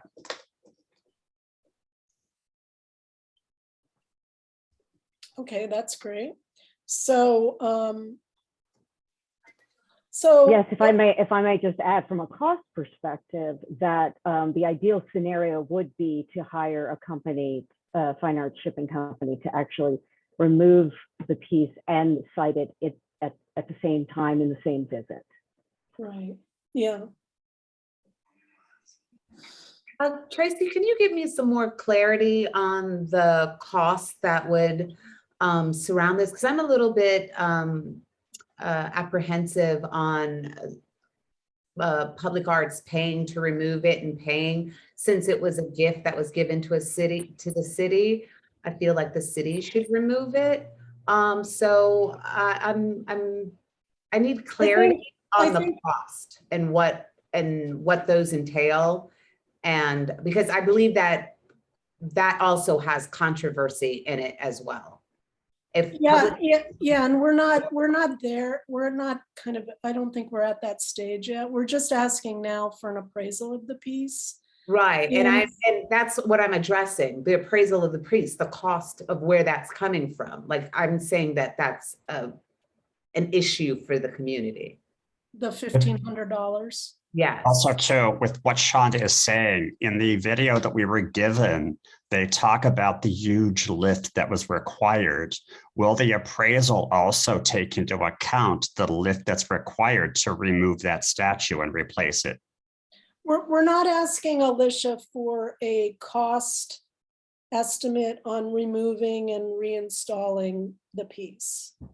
We're just asking for an appraisal of the piece, like we're going to do with other pieces. And it's also for insurance value. And her and I will say again, Tracy, there's issue in the community of the fact that we're going to pay to get it appraised. Like, that's what I'm saying. I'm saying that that's a problem within itself. So, but let me just clarify, even though it's Public Arts Commission money, it is still money coming from the city council. So no matter who's paying for it, it's still ultimately tax and development dollars that are paying for it. It's just, you know, it's fungible funds. So, you know, and the city council has voted to move the statue. So I think we're splitting hairs for specific things, but if the thing needs to be appraised, it's going to be appraised, and it's public art. It will come out of our budget. You know, it's what it is. I guess my question, Tracy, is there insurance on this piece? I mean, Jay would have to answer that question, but there is, you know, there is city. Well, I guess I wouldn't want to answer the city has insurance. They would have to tell you exactly what that is. If this piece is valuable, and if the artist is renowned, which I think it was Susan Smith Cogliano who said that, and I believe that, if it is valuable, I assume there's specific insurance on it. No, what if this, I mean, it's a contentious piece within the community. What if it's damaged? The city insures all the art pieces. Okay. Yeah. So when it was insured, we had to give it a value, correct? I believe so. Replacement value. Yeah. So if there's a value, that's really what we're asking for to be done now, is to give a Yeah, I think it's like, you know, it's art maintenance and maintenance of the collection is the responsibility of the commission. And I think it's our, you know, it's our duty to get a appraisal of this piece. I think it's, you know, it's part of due diligence of the piece of art. I'm not disagreeing with that. I think we should, and my point is, you know, this is we are acting on behalf of the city council. That's what the Public Arts Commission does. That is in our charter. You know, so they determine this needs to be done, and we have to do our fiduciary responsibility to make sure the piece is properly handled and properly taken care of. And if it's an appraisal, then it's part of our job, whether we like the art or not.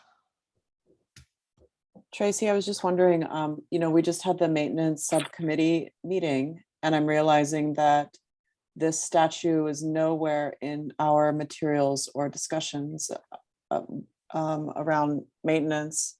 It's not in any of the lists, or so. Well, it's kind of, you know, in limbo now, right? Like, we can't really decide to. We maintained this statue a couple of years ago, so and we have to look. It wasn't by the same company, so it was by a sculptor, local sculptor. So the statue was having huge issues with irrigation, which is what, you know, a lot of our maintenance issues in town are over irrigation. So we had someone come out and do restoration work on it. And I wasn't involved in that process, but I think it was 2018. So that statue has been maintained recently. But, you know, is it gonna, you know, in all this controversy, if we don't know where it is going to be, you know, we can have it evaluated. But that's why I thought if we get an appraisal for it, we know where we're at on the statue, right? Like we had it maintained, whatever date that was, and now it can be evaluated again. I'm sorry, Tracy, I'm still failing to understand why we can't use the evaluation, the insurance evaluation of what it's insured for. I'm not understanding. We have to invest more money in getting an appraisal if there's a value already put on it. Well, the appraisals were done a long time ago. You need to keep things up to date. So it's just keeping us up to date with our arts maintenance work, really. So I think it's a good thing to get an appraisal of a piece of art. I don't think it's anything that's controversial. It may be in this, you know, because of the way people are thinking about it, but I think it's a response. It's the responsible thing to do. If people are talking about moving a piece of art, we should have it appraised ahead of time so we know what we're dealing with. So, I mean, not all art stays the same value through its lifetime. So.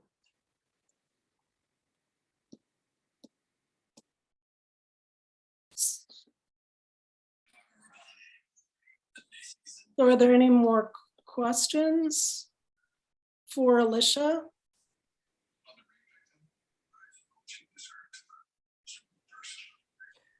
Yeah, my question is just why is this piece getting this special treatment when we were trying to like come up with a strategy for appraising and maintaining all of the public art in the city, and we're trying to decide like as a whole picture what to spend the money on first. Like we had a very long meeting about this the other day, and now all of a sudden this piece is coming in out of the blue. It was never discussed in that meeting, so I'm confused. I think it's just it's not getting special treatment. I think it's because of what's happening in the city that, you know, I asked for a quote on doing 10 pieces of art for appraising to bring back to the subcommittee to vote on like which pieces and if they want to do so. But this is just kind of, this is in a way its own animal because of what, you know, the city council is the one that decided to remove this piece. We didn't. So it's not a decision we've made. And I just think it's a responsible thing to do is to do a and you envision showing the appraisal to council, or how just putting it in our, yeah. Okay. Yeah, of course. So if HS, you know, if the historic site wants it, it's a public document, so it will be available to the public. So, I mean, if you guys don't think we should do it, then vote no on it. Madam Chair, did you want to take public comments? I think we have one. Dottie seems to have been waiting. I Sure. believe it's on this item. Sure. Dottie? Hi. Yeah, it is on that item. And I don't know what was said earlier. I'm sorry I didn't get on the meeting till about half hour after you started. But, you know, they talked about the historic preservation of the city hall. And I don't know what could be more historic than a statue of a person that gave 80 years of his life to developing not only the city of Palm Springs, but quite a bit of the valley, and was very present in a lot of our lives for many years. And if you look across the street at the police department or at the courthouse. That used to be the police department back in the 50s and 60s. So, you know, that's been certainly changed every which way. But you know, for people who grew up there, grew up in Palm Springs, I appreciate people wanting to move forward and change it to their likes. But when the city was, you know, in the 50s and 60s, it was a very Western town. And it looks nothing like the town I grew up in at this point. So, you know, it's one of the few remaining memories that a lot of us that did grow up in Palm Springs, that did know Frank Bogart, and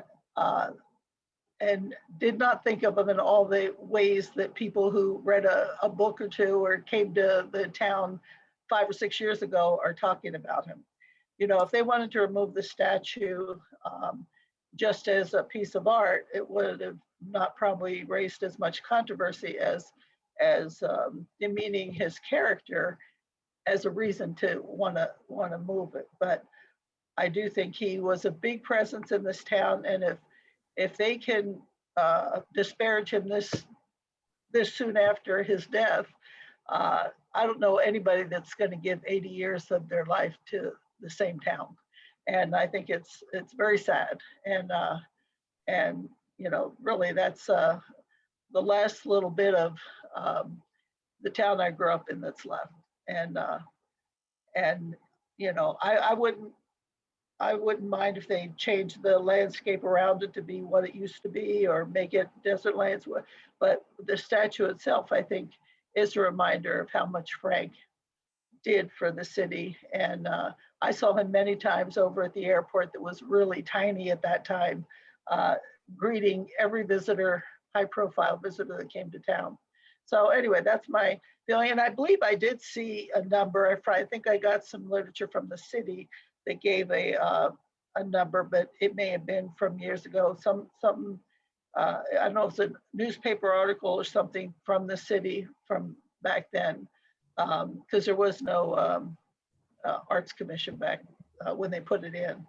And some around 140 or 125,000, but then I saw other numbers as well. So anyway, that's my comment. I think it will be a very sad day for those of us who grew up in Palm Springs, knew Frank, watch the city grow, watch it change, to see that statue taken down. And I think if you want a replacement site, if it's going to be done, whether we like it or not, I know there are people like the Desert Riders who would find a place to put it, because Frank started them, and they would find a good place for him.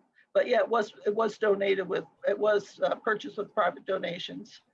And I think too, just because somebody takes an offense to it, it's a very sad day to have it removed. Thank you, Dottie. You're 3 minutes. All right, thank you. Thank you, Dottie.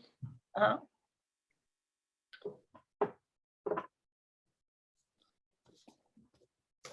right, so do we have any other discussion on the motion?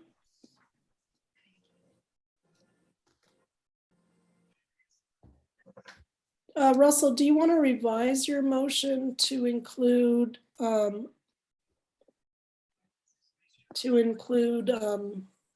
recommendations on physical removal and reinstallation?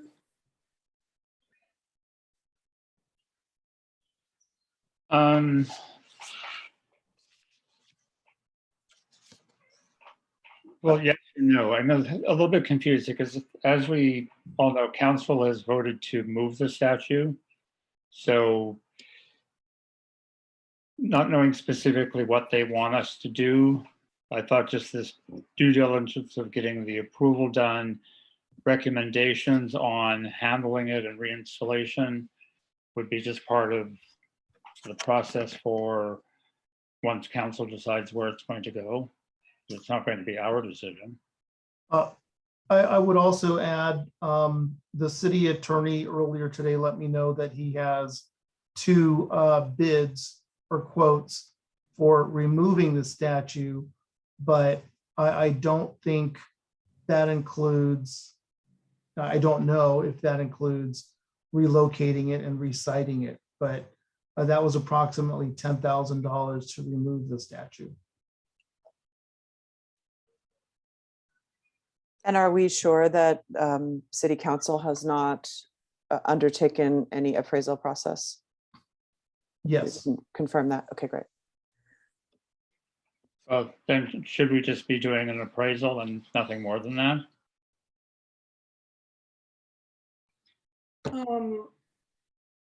Yes, we can do that. And then if more comes down the road, we can do that. So yes, we could just ask to approve a contract to do an appraisal, art appraisal. Yeah, because I'd be willing to amend the motion just to allocate the funds of $1,500 to nail for an up-to-date appraisal of the Frank Bogart statue. Okay, great. I'll second that. So Jay, do we have any other discussion on the motion? I don't believe so. Then do you want to do a roll call vote? Yes, that would be appropriate. Thank you. Commissioner Lesniak, Yes. Commissioner Armstrong, Yes. Commissioner Newkirk, Yes. Commissioner Favreau,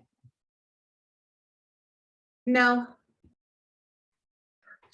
Commissioner Damiani, Abstain.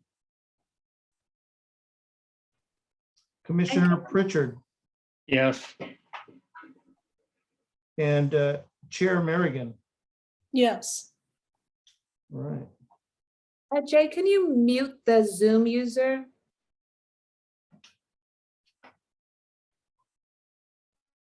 Motion passes 5-2. So the second item, I think, is too soon to have this discussion because I don't think we'll have the information. So I would ask if we to table that for a later meeting. So what do you guys think? I agree. I agree. It sounds like it may be in January. Yeah, it seems like that.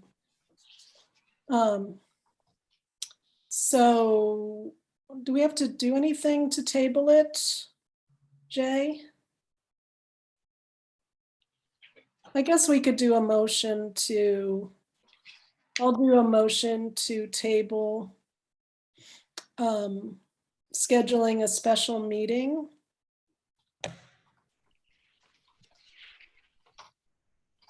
And I'll second that motion.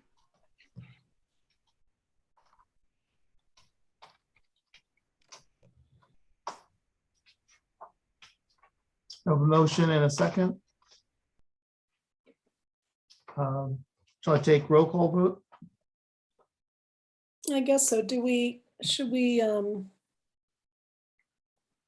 we'll just. Why don't table we do it for that? now. Okay, Commissioner Lesniak, Yes. Commissioner Damiani,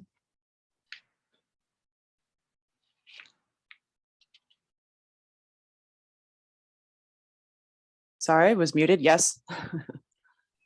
Commissioner Armstrong, Yes. Commissioner Newkirk, Yes. Vice Chair Pritchard, Yes. Commissioner Favreau, Yes. Chair Merrigan. yes. Motion passes 7-0.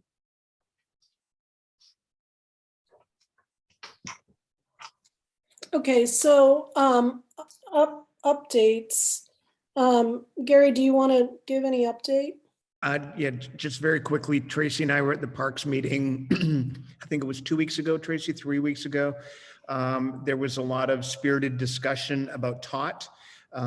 They, as a commission, they have a lot of grievances of how certain parks and arts projects have come together. not a lot of it to do with us necessarily, but they, I gave my position. My goal is to find out what their needs are for park-specific issues, and I told them I would do my best to help navigate and shepherd all of our potential parks-related projects before they became too baked in and too developed. We did find out that there are 2 public arts liaisons on the Parks Commission, which we were not aware of. And I don't think they're at the meeting unless one of them is the Zoom user, but they might be. But the 2 liaisons are Jody Diaz and John Miraglia. And I've met with both of them, and I met with one of the other commissioners who has some concerns about the role of public art in the park. And my goal is to interface and meet with every one of the parks commissioners over time, just so that there's a person connection rather than just being an email connection. So as I find out more of what their needs are within the parks, then I will relay them to you. And hopefully if you have ideas that you think would work in one of the public parks, loop me in. I'm not going to take over your project. I'm not going to do all the work. I just hope to be sort of an advisor on best how to navigate it so that we don't catch any surprises. And that's it from my end, and we can move to the next agenda item. So Tot.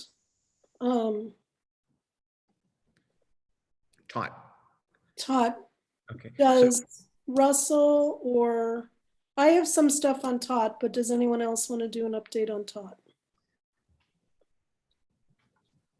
You go. So we had a meeting with city maintenance today, and they are going to schedule the work for Tot. So to remove the bike rack, and then I sent them the information from the artist. So they're going to get back to us on when that work is scheduled. Great. And then I thought maybe we could ask the commissioners to think about what hopefully we could do this in early December. We haven't had an unveiling of any art since pre-COVID. So we never were able to do our Gerald Clark unveiling, and we haven't been able to do any unveiling. So I thought it would be really great to invite all of our commissioners and invite city council, invite the Parks and Recs Commission and staff, and the maintenance staff, who are really super helpful to us, to an unveiling of this statue. So I just wanted to kind of poll the commission. You don't have to say tonight, but kind of what days of the week are good for you. The artist is in San Diego. They'll come install one day, and then we could have the unveiling the next day. So I thought it would be really exciting. And thank you so much to Russell for spearheading Tot. It will be our first permanent piece of art in a long time. And it's from our 30 by 30 show, which is so exciting. So if you want to throw out any days, or if not, just let us know what is good for you guys. And then if we do it kind of at lunchtime, it would be great, but Christina might have a conflict with that. So just let us know. So that's the Tot update. I do have a comment on that, if I can, real quickly. Yes, can we somehow assure that the bike racks are installed prior to the removal of the spider? Because if not, that's going to cause some frustration on the part of Parks and Rec possibly, and also the swimming pool area, because I know that spider is used for bikes. Let me jump in, Matthew. And the Parks Commission, their recommended placement for the spider is where one of the existing bike racks is. It's a damaged bike rack. So they're going to move the spider to a place by the opening of the courtyard area. So that was their recommendation. And I think it's in the spirit of holding hands on this, we're following their lead. Okay. So The process will be removing the spider if it needs any repair work done, and then putting it into where the pre-existing bike rack was. And while the spider is being moved and or repaired, then the top placement will be readied for installation. Yeah, and the one thing is we probably can't repair it in time. So I was going to ask the maintenance subcommittee to consider an item like that we would review and maintain all of the city bike racks, because it seems like maybe you said this one was rusted, so maybe more of them need work, and then do them all at one shot. So install the bike rack so people can use it, and then when we get a maintenance contract underway, they could just do all of the bike racks at one shot.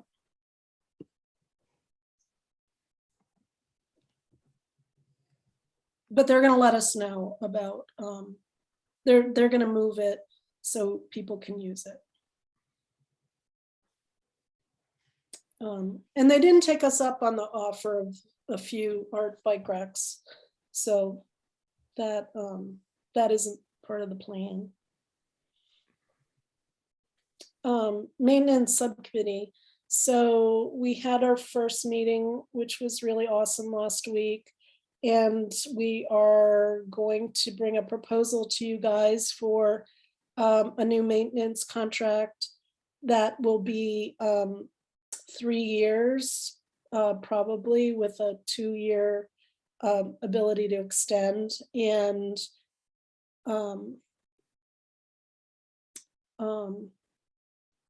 then ask for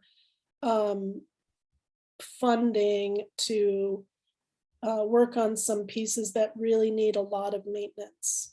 So so add to our yearly maintenance of pieces. So add more items to the yearly maintenance, and then put in some items that really need repair for the bucket for this year. So the an update we got from Stacy today is that the sculpture at Ruth Hardy Park that's in the Rose Garden, they think they'll be able to adjust the irrigation for that, which is a gigantic issue.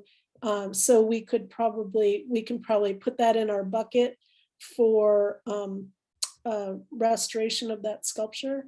And then they will work with us on items that are installed in grassy areas. Like we'll try to come up with a plan of maybe removing grass and putting gravel or decomposed granite for places where there is no way to adjust irrigation. So those are a couple items. And then Matthew, if you guys want to add anything and then talk about your idea from Measure J, that would be great. Christine, do you want to go ahead? Yeah, sure. So the $1 million available from Measure J, Matthew and I thought presented an interesting opportunity to apply for some funding for the Rainmaker statue, which is in Francis Stevens Park. It's that big one that has the things that move back and forth right downtown.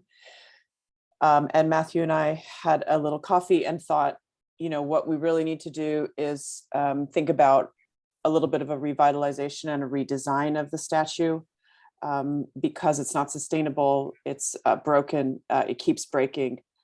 So we met with Stacy today to get a lowdown on all the problems with it. And we're going to have a meeting with the artist to talk to him about his ideas for redesigning. And then we're going to draw up a proposal to try to get some of that money to see if we can do something with the fountain.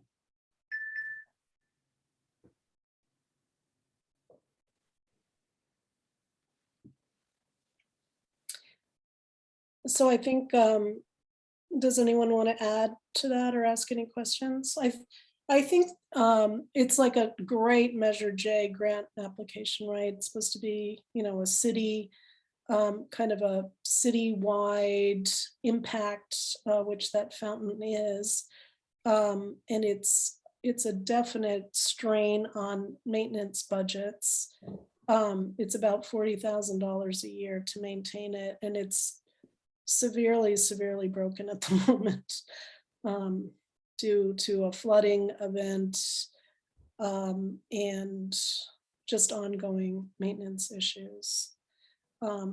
I would like to add something to that, just so people know that it's not recycled water. And also the pumps are underground and really go the entire length of the Stevens Park. And to put the pumps above ground, which are now damaged, would be impossible to do. Mhm. Yeah, it's a real monster. And it doesn't really work on any level anymore. So do any other commissioners kind of want to weigh in if they think this is a good idea for us to make this grant proposal to help maintain or reimagine Rainmaker? Chair, I'm sorry. I was just going to mention there were other recommendations for Measure J projects from Commissioners Armstrong and Commissioner Favreau. Yeah, you want to throw them and mention them? I can start. Oh, Gary or Shonda? Oh, Shonda, you can go. Oh, okay. I mean, the Measure J, it seems like the money would be helpful to restore the mural that's on front facade of the JOJ. That was one of my suggestions. I think the fountain in the park, that's a really interesting one. I mean, that impacts a lot of people in the city as well. So, I mean, those are my suggestions if there's enough money to go around for those projects. Yeah, I think it would be like an additional, I thought of the mural as well, but we don't know if it's possible yet, right, to repair it with the tiles. So it might be a little early to do that, but I don't see why we couldn't do more.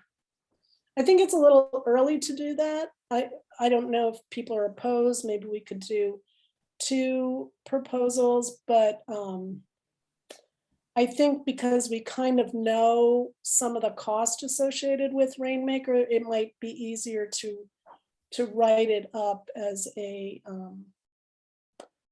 proposal. So those are just the thoughts on that. And then just to let you know, council did approve the engineering group to do the site evaluation for the mural. So they should be working on that contract. So any other proposals that people wanted to throw out? My only idea was that if we did some sort of international competition where we create a major piece on the effects of global warming in Palm Springs. Oh yeah, that's right. There's several pieces like that in Manhattan, and they show the effects of the ozone layer and how it's impacting individual lives, and it's this big interactive piece. And look, we are impacted by global warming. We see the heat and the dryness and what it's doing to the existing pieces of art we have here. And in the national news, whenever there's a heat wave, they always cite 2 places, Death Valley and Palm Springs, and what the temperatures are. So I just thought we could do some major call to action and do a piece like that. I think that the Rainmaker fountain is a very important piece, and maybe that can be reconfigured or rethought as some sort of climate change piece. I'm not sure. It sounds like from the structural issues with the piece are going to be wide changing and massive. And I know we have a deadline of when we need to get the Measure J application in. So I don't know if those numbers can be put in place by then. Yeah, I think they'll have them from the meeting today because they've already been doing the work, the maintenance department, to get the numbers. Yeah. So if we were able to get the grant, it would really help them with their budget. So the idea was kind of, to ask for the funds to repair it and then or repair / reimagine, and then fund the maintenance of it for 5 years. Yeah. Um, So I can very easily withdraw my idea. I think the Rainmaker it's the beginning of downtown, and it's an eyesore, and people think of that as public art. And I don't want them to think of public art in Palm Springs as just being this forgotten piece of art from 20 years ago.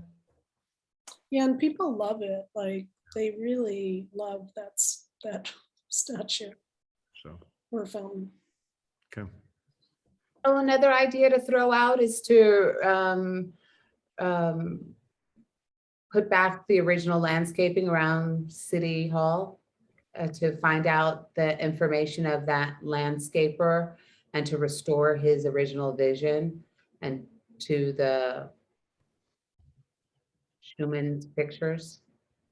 That wouldn't be under our realm of ability. To do like a art, like landscape art isn't a thing. Historic, yeah. No, it's not. But I do think that landscape was absolutely beautiful. So Yeah, I mean, I'm upset now even more that it was removed because it was so gorgeous around the building. Yeah, that's why you have to take really good pictures of landscapes. He's a really famous landscape architect. So do we want to have a consensus of just doing one item, or does someone want to pursue doing another whole? I think Rainmaker is a good suggestion, and it's such a big undertaking. I was wondering about the cost, but it sounds like we'll be getting those numbers later. And I think it would help our case if we just made one big proposal as opposed to two. And I think we should prioritize funding for the mural at the community center in our spending for this coming year or this current year. Yeah, I mean, that's more than our budget, so that funding would have to come from other places. But we're going to do the evaluation of it to see where we're at. And then, I think if we do the mural, we should ask the council to pay for it, because it's a really big project for the city,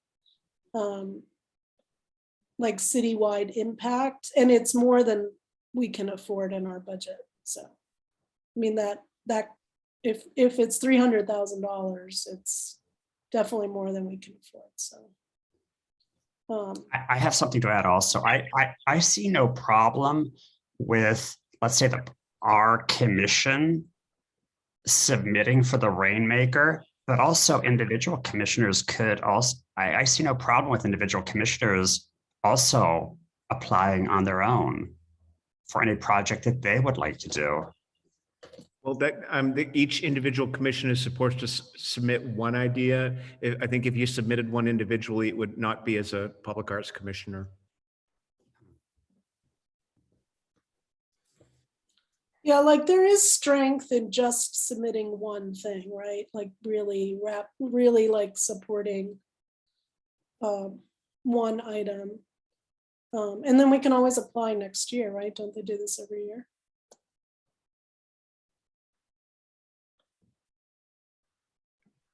The intent is annual funding of $1 million for smaller community projects, but the solicitation is not necessarily annual. And the last time they did was a couple years ago.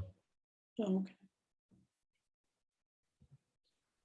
It just seems like Rainmaker is the perfect kind of Measure J thing, right? Because it's, it's downtown, but it's not totally downtown. It's in a park. It's, it's visible 24 hours a day, and it's if we could make it more interactive again and utilized better, save money, make it greener. It's kind of hits all of those kind of sweet spots of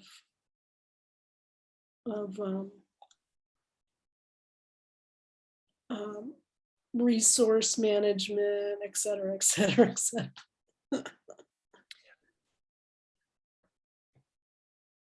So I don't know if we have to have a vote, but if we have consensus of it.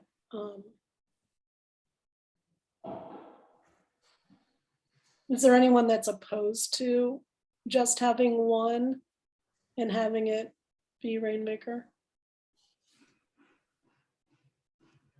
I'm fine with Rainmaker.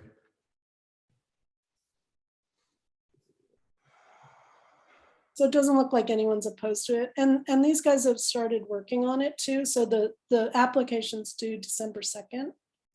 So they jumped on it. So it seems like we have consensus. So thank you guys for volunteering to do that.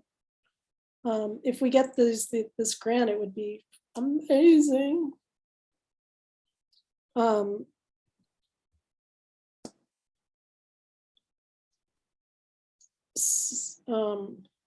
Sorry, I lost my agenda. Okay, so we are now.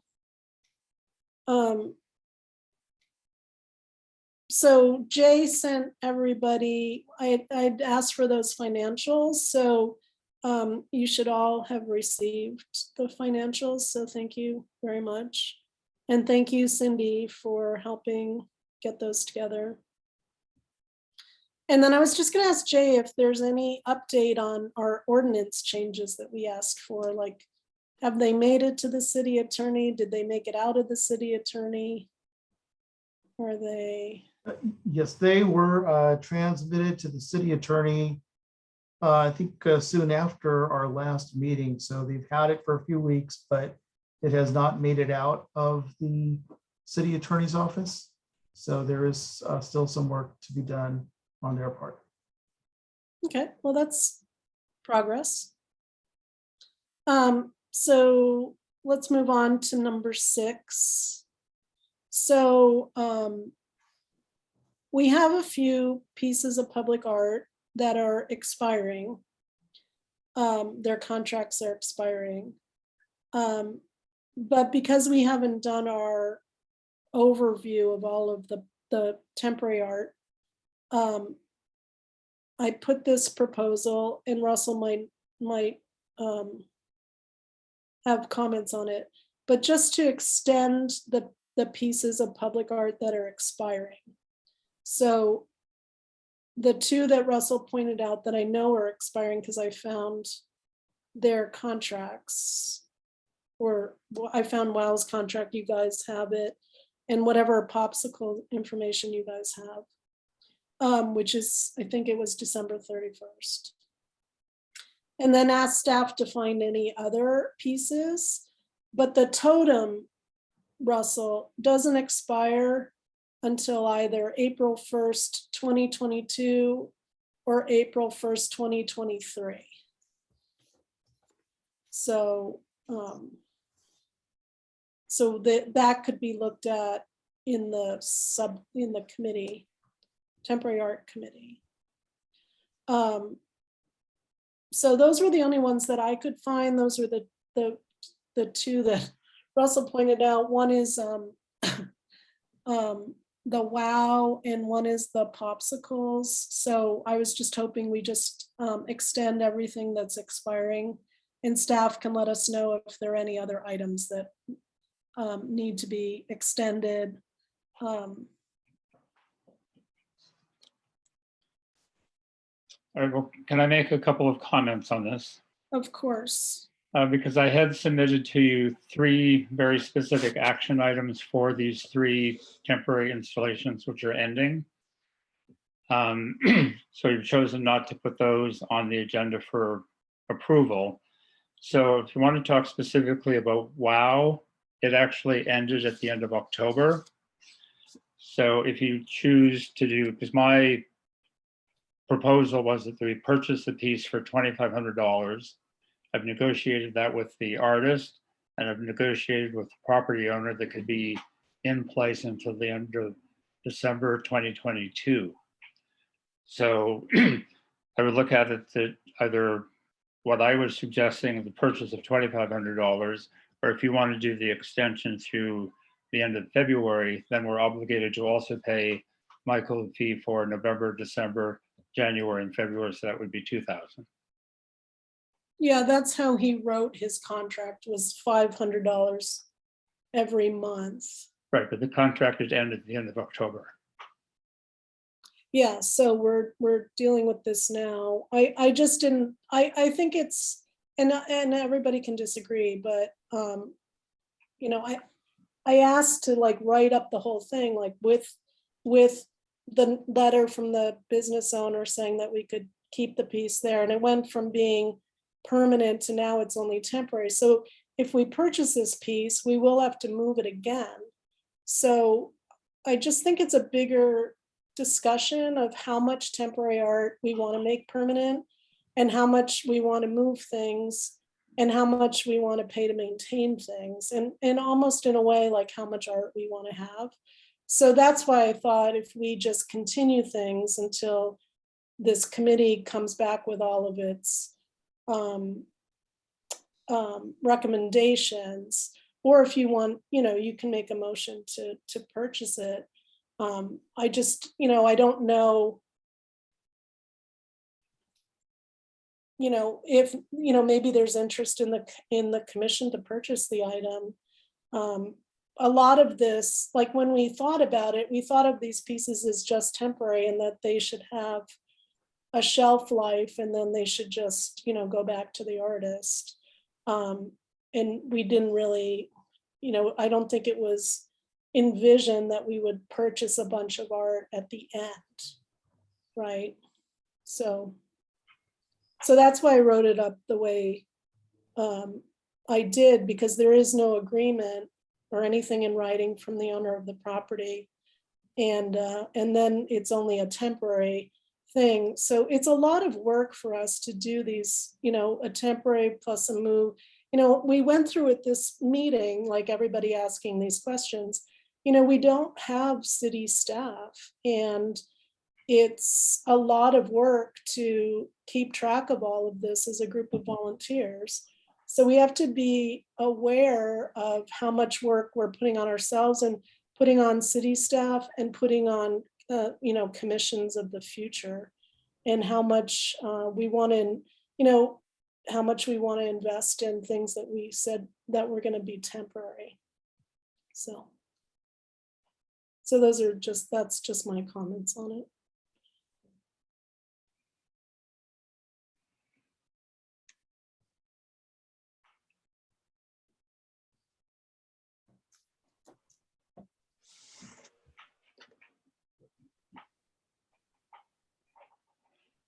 So how would you like us to proceed with the WOW? And do you want to do a straw poll of the commissioners want to keep it or want to buy it or not? Because being that the contract is actually over, like I said, if we were going to extend it, then we're sort of obligated to pay Michael for the November and December. So do commissioners want to pay $2,000 for a 4-month extension? Or is there interest to buy it or not? I mean, or to return it. Yeah, I mean, I'm not that invested. I've got the approval from the landlord for the full year, but I've got another location that would be permanent with city property in mind for it to be moved to at some point next year. But or maybe we can just get some opinions from the fellow commissioners on what they think about it. Oh yeah, definitely. Yeah. What do people think? I personally like the piece. I don't like the location of it. I think that the location, you just stumble across the piece, and I don't think it showcases it well. I would vote to purchase it for that price, but I would, on the condition it was in a new location. What were some of the recommendations that you had, Russell, for another location? The primary location would be directly in front of the convention center, for the entrance to the Jackie Lee Houston Plaza, because that's not a city property, but it's maintained by the convention center. In discussion with Rob Hampton, who's the director, that's a possible location that we could pursue. So you would step out of the convention center entrance, look across at the park, see WOW with the mountains behind it. Oh,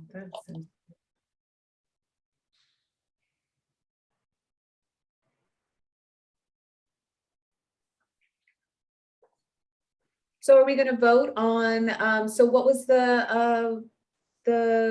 what you wanted to do, Russell? Do you want us to vote? We're hoping for a few of the other commissioners to comment. Oh, okay. Forgive me. Yeah. So what does anyone else think about this number 6?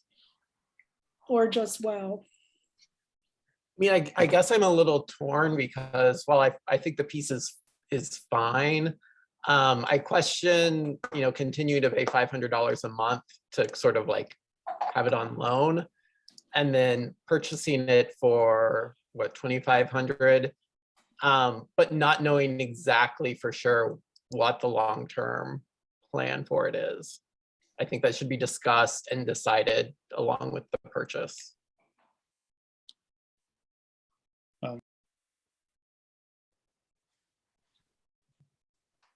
You're on mute. All right. Since we can't do all of that right now, then really the only thing we can do is request that the artist remove the art piece because the contract is over. But then we have to pay him how much money that we owe him? Well, technically nothing because the contract was over at the end of October. Okay. We can cut him some slack in actually removing it. So. Okay. I mean, then later you could propose to purchase it. Okay.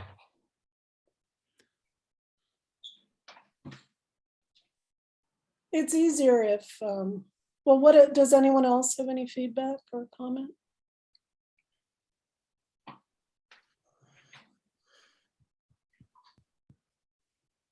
I gotta agree tell with you, Garrett that we don't have enough of information at this point to make a decision. At least I don't. I agree with Gary that I don't think it's properly placed. And if we have the option of having the artist remove it at this point, I would probably go with that. And later on, we can repurchase it.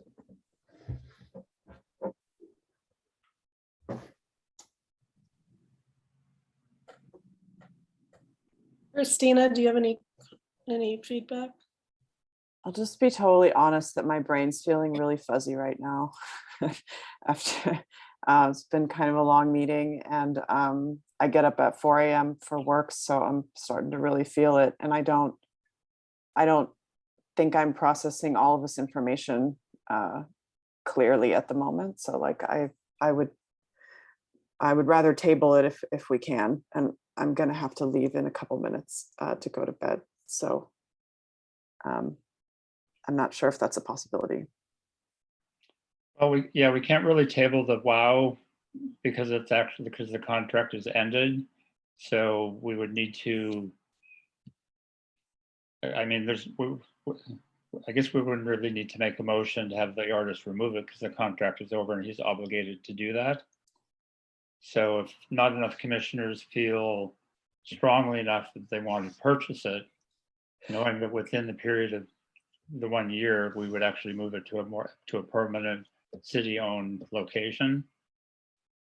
And is there a reason that we didn't bring this up before the contract expired? Like we knew it was going to be over, right?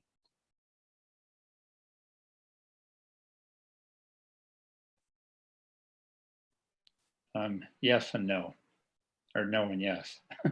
We didn't know the contract was going to be over. Was there a reason? No, yes, we knew the contract was over.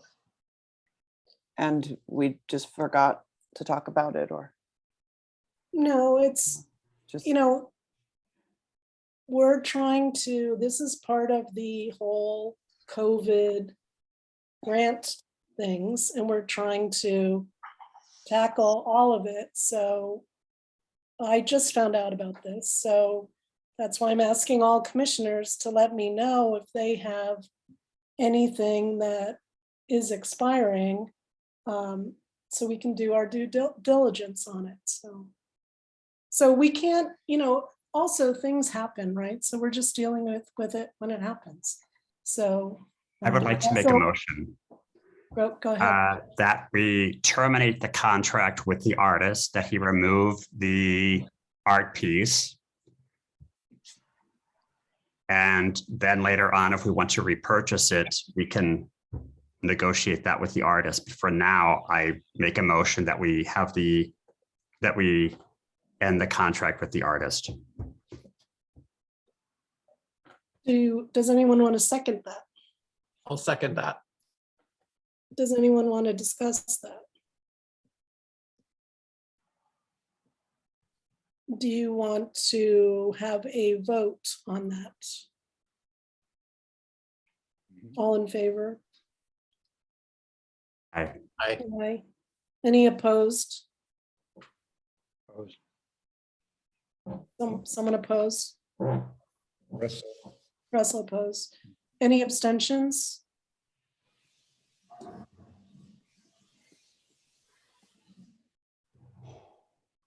So Christina, are you here? Did you abstain? No, I voted in the affirmative. Okay. All right, so Jay, did you get that? I did. Thank you. Okay, great.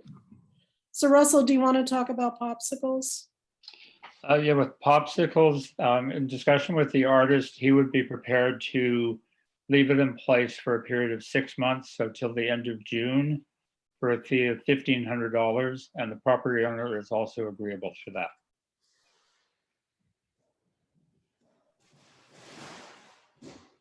Is that in line with the previous fee for the piece? We've spent on that.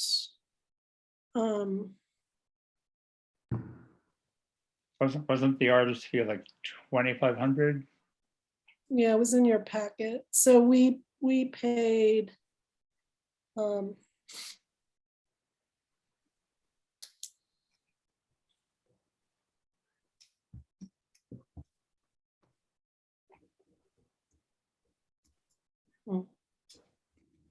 we paid $1,255 to install it. And we paid, I thought that was in the packet.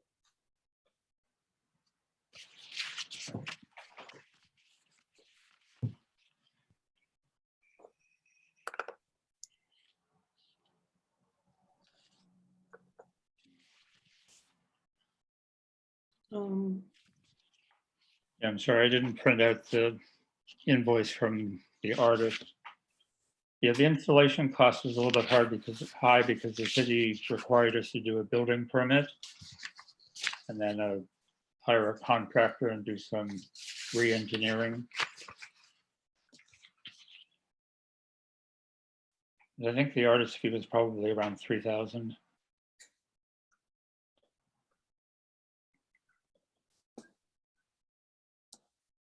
I'm fine with extending the popsicles, mainly just because it's proven to be so popular. And if that's a motion, I would second that emotion. Yes, so I would second that emotion. To extend the contract for popsicles. Did you say it's not February, it's to June? No, we can, yeah, we're negotiating with the artist. It's $1,500 through the end of June of 2022. Yes, what Russell said, $1,500 to extend popsicles through the end of June. I second that motion. Russell, I have a question. Are we theoretically leasing the land it's on? I know that land's for sale. Well, yeah, we have a land use permit with the property owner. Okay. So what happens if he sells the land before the end of June? Then we would have to have John Cerny remove his installation. Okay. And is he responsible for removing it? He is. Okay. And I agree with the motion. I think it's a very popular piece. I see people stopping there and getting their picture by it all the time. I would even consider at some point moving it to a different location around the city I think it's a fun piece and it represents Palm Springs well. So just, put it on land and something that we own. But for now, I'm okay with the $1,500. Yeah, I think it's a great piece. It's just awesome. And so can we have a show of hands for the motion? Any abstentions or no's? Oh. Okay, cool. Thank you, guys. So Russell, your other piece that you wanted to talk about doesn't expire until next April. Yeah. Okay. Yeah, I realized that when I did some research with the paperwork. So yeah, we can address that after the new year. Yeah, and it also says it's a 1 to 2 year loan. Right. So we should have that addressed too. Yeah. So, and the city has not made a decision on whether or not they're selling that land. So it's kind of premature to keep something there if they end up selling the land. I just need to interrupt. We're running into a 3-hour meeting. Could we go through the additional items very quickly so we can end the meeting? And no disrespect meant. No disrespect taken. So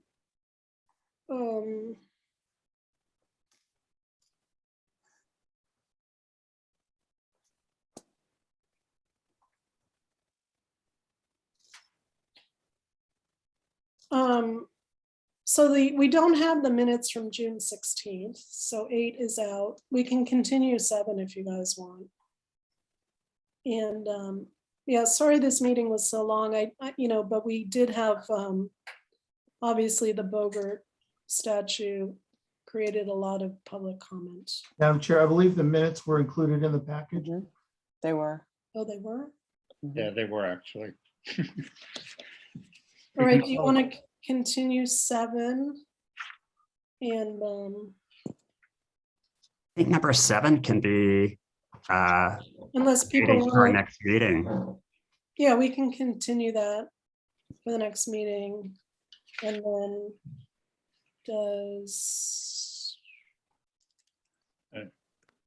Do you want to do the meeting approval? I read the minutes and saw nothing wrong with them. However, I was listed as an attendee and I was not present. So, oh, those were the minutes that we did before. Yeah. I was not present, so I should not be on there. So those minutes, I'm not seeing them in the packet on the city They were sent website. separately. So that was just changing the date of the meeting? Is that what it was? Because it had the wrong date on it. right. And then we just need to say that, because Gary was at the meeting before, so it wasn't the June minutes, it was the May minutes. That's when we brought this forward the first time, you identified that it was the May minutes with the wrong June date, but the minutes you have now should be the June minutes, noting the correction that Commissioner Armstrong was not present.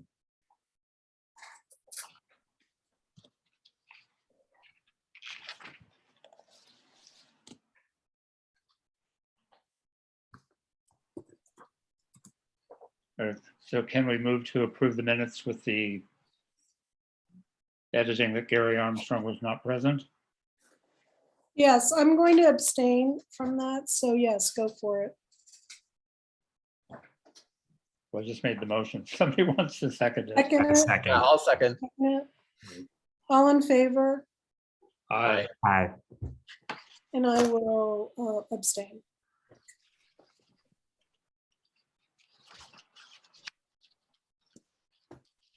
Sorry, I didn't see that. Right. So can we now make a motion to adjourn the meeting? Yes, we can. What is the date of our December? I don't have my calendar in front of me. It is December 15th. 15th, right? All right, I would like to make a motion to adjourn this meeting of the Public Arts Commission to our regular scheduled meeting on December 15th at 5:30 via teleconference. I will second it. All in favor? Aye. Aye. Thank you very, very, very, very, very much. Thank you. Good night, everyone. Good Good night. night. Bye. Thanks, everyone.